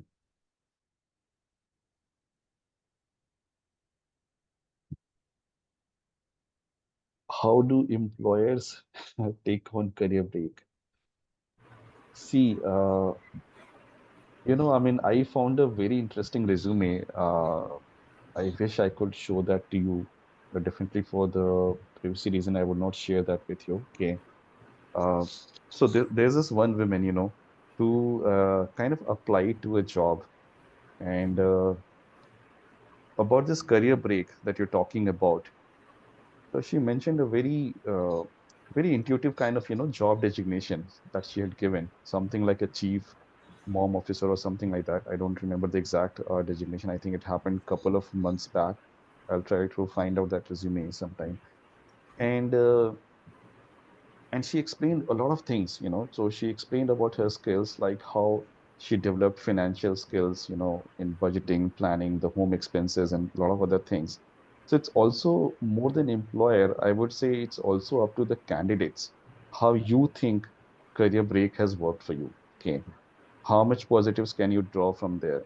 Can you show something that, okay, you have done something very good, like maybe it's not just the household management and the expenses and all that stuff, but also maybe along with that, you can always say you are trying to help your maybe your husband in his business, or maybe your mom-in-law or father-in-law and whatever, right? So anything like that, if you can see some kind of value addition that has happened in the career break, I think employees are still open to the ideas. They just want to see that you have not become very dormant, you're not, inactive, right?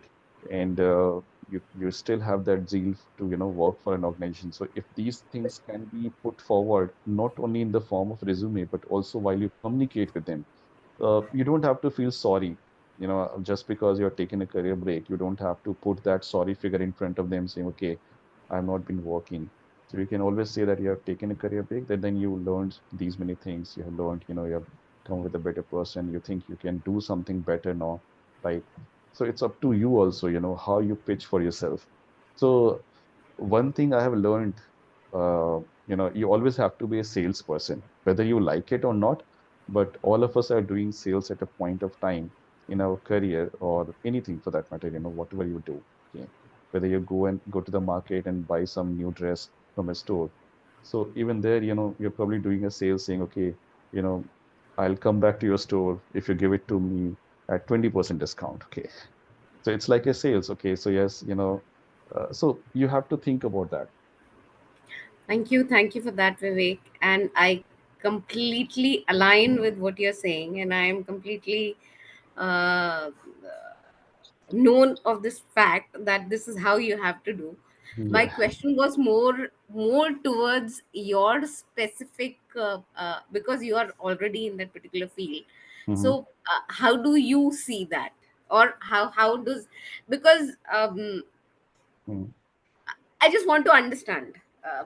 It's something See. what you said definitely makes sense from Hmm. the point of view that I have taken a career break, and trust Hmm. me, I am far more positive in that particular attitude that I can tell you 10 skills, and my resume I put in 20 things what I've done while I was on career break. I Hmm. completely get that, but when we are reaching out, okay, at times the reaching out percentage is Hmm. itself very small in the funnel, Yeah. okay, where we can get through, okay. So if I have to increase that, Hmm. what is that needs to be done? Because the only communication mode is the resume. So Hmm. what is that? That is all. So I just wanted to take that. See, I mean, I think the way I would look at this is, just like a regular, job application. Okay. So if I'm keen about any particular job application, so I will think, I'll talk to myself first, okay, whether I'm the right candidate for this position or not. Okay. Let's say I'm applying for a marketing position. Okay. So even though I've taken a career break, so whether my profile would suit that particular position. So that is the first question I should be asking myself, right?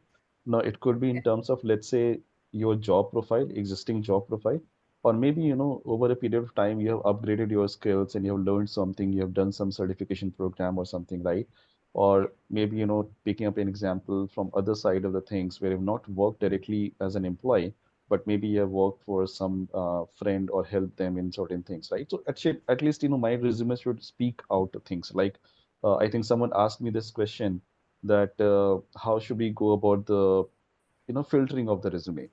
So now think about that from an HR perspective, who is sitting there on that side of the table. So that person will probably filter out a lot of resume which doesn't speak about the marketing, because you're applying to a marketing related job. Okay.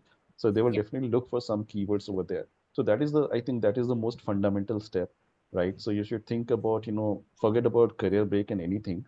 You should think about whether my profile would fit into that role or not.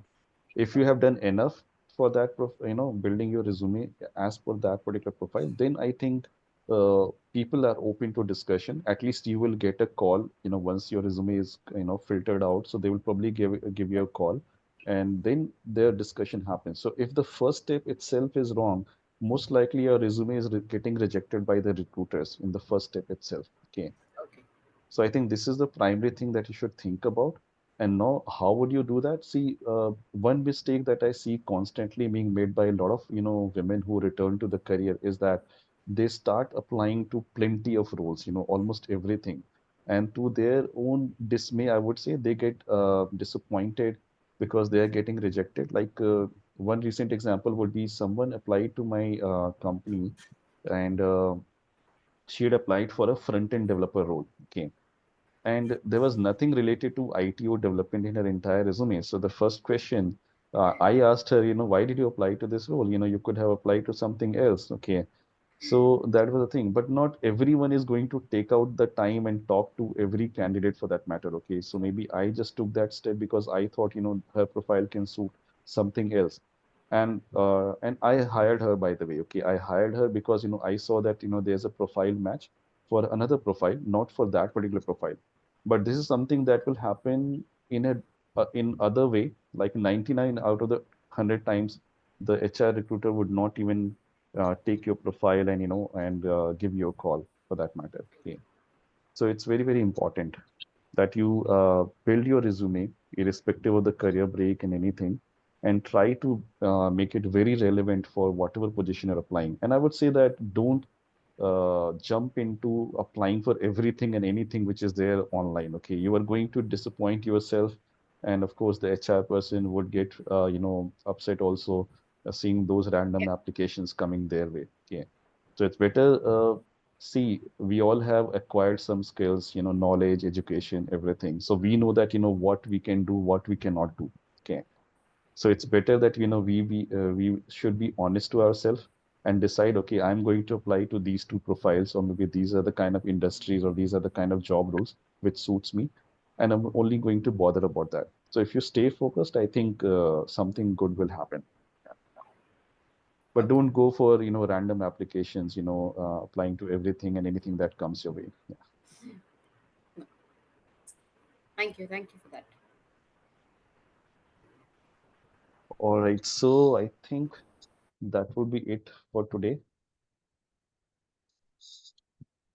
There are a couple of questions.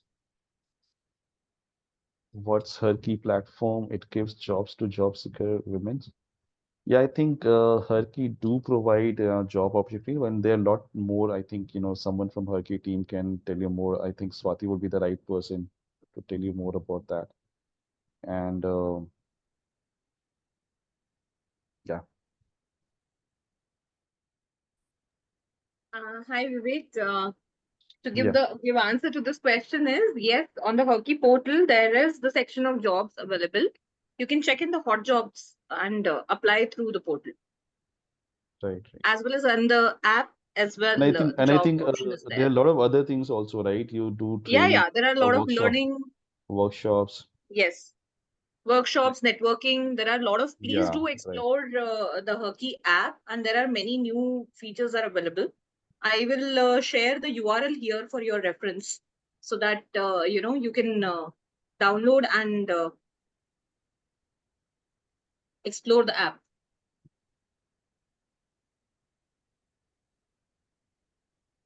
All right. So any other questions?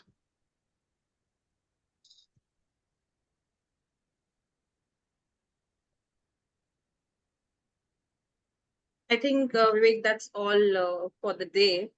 And as I see that we have another session with Vivek tomorrow, so you can mull over the thought and think and come back with your questions tomorrow, and Vivek will be there to answer a few more for you with the new Sure. topic. Yeah, of course. Yeah. So thank you, Vivek. And that was quite an insightful session, though, definitely. And I'm sure as they think more about it, they will be coming up with the more questions tomorrow. So we'll see Right. you again tomorrow at the same time, 4 o'clock, ladies. Please do join on time. A small request: please join with your registered names and not with your devices' names, as your attendance also matters, and we can't punch in your attendance unless we have your names, right? And I shall be sharing the schedule with you all in your WhatsApp group. so that please mark your calendars accordingly. And from our team, we will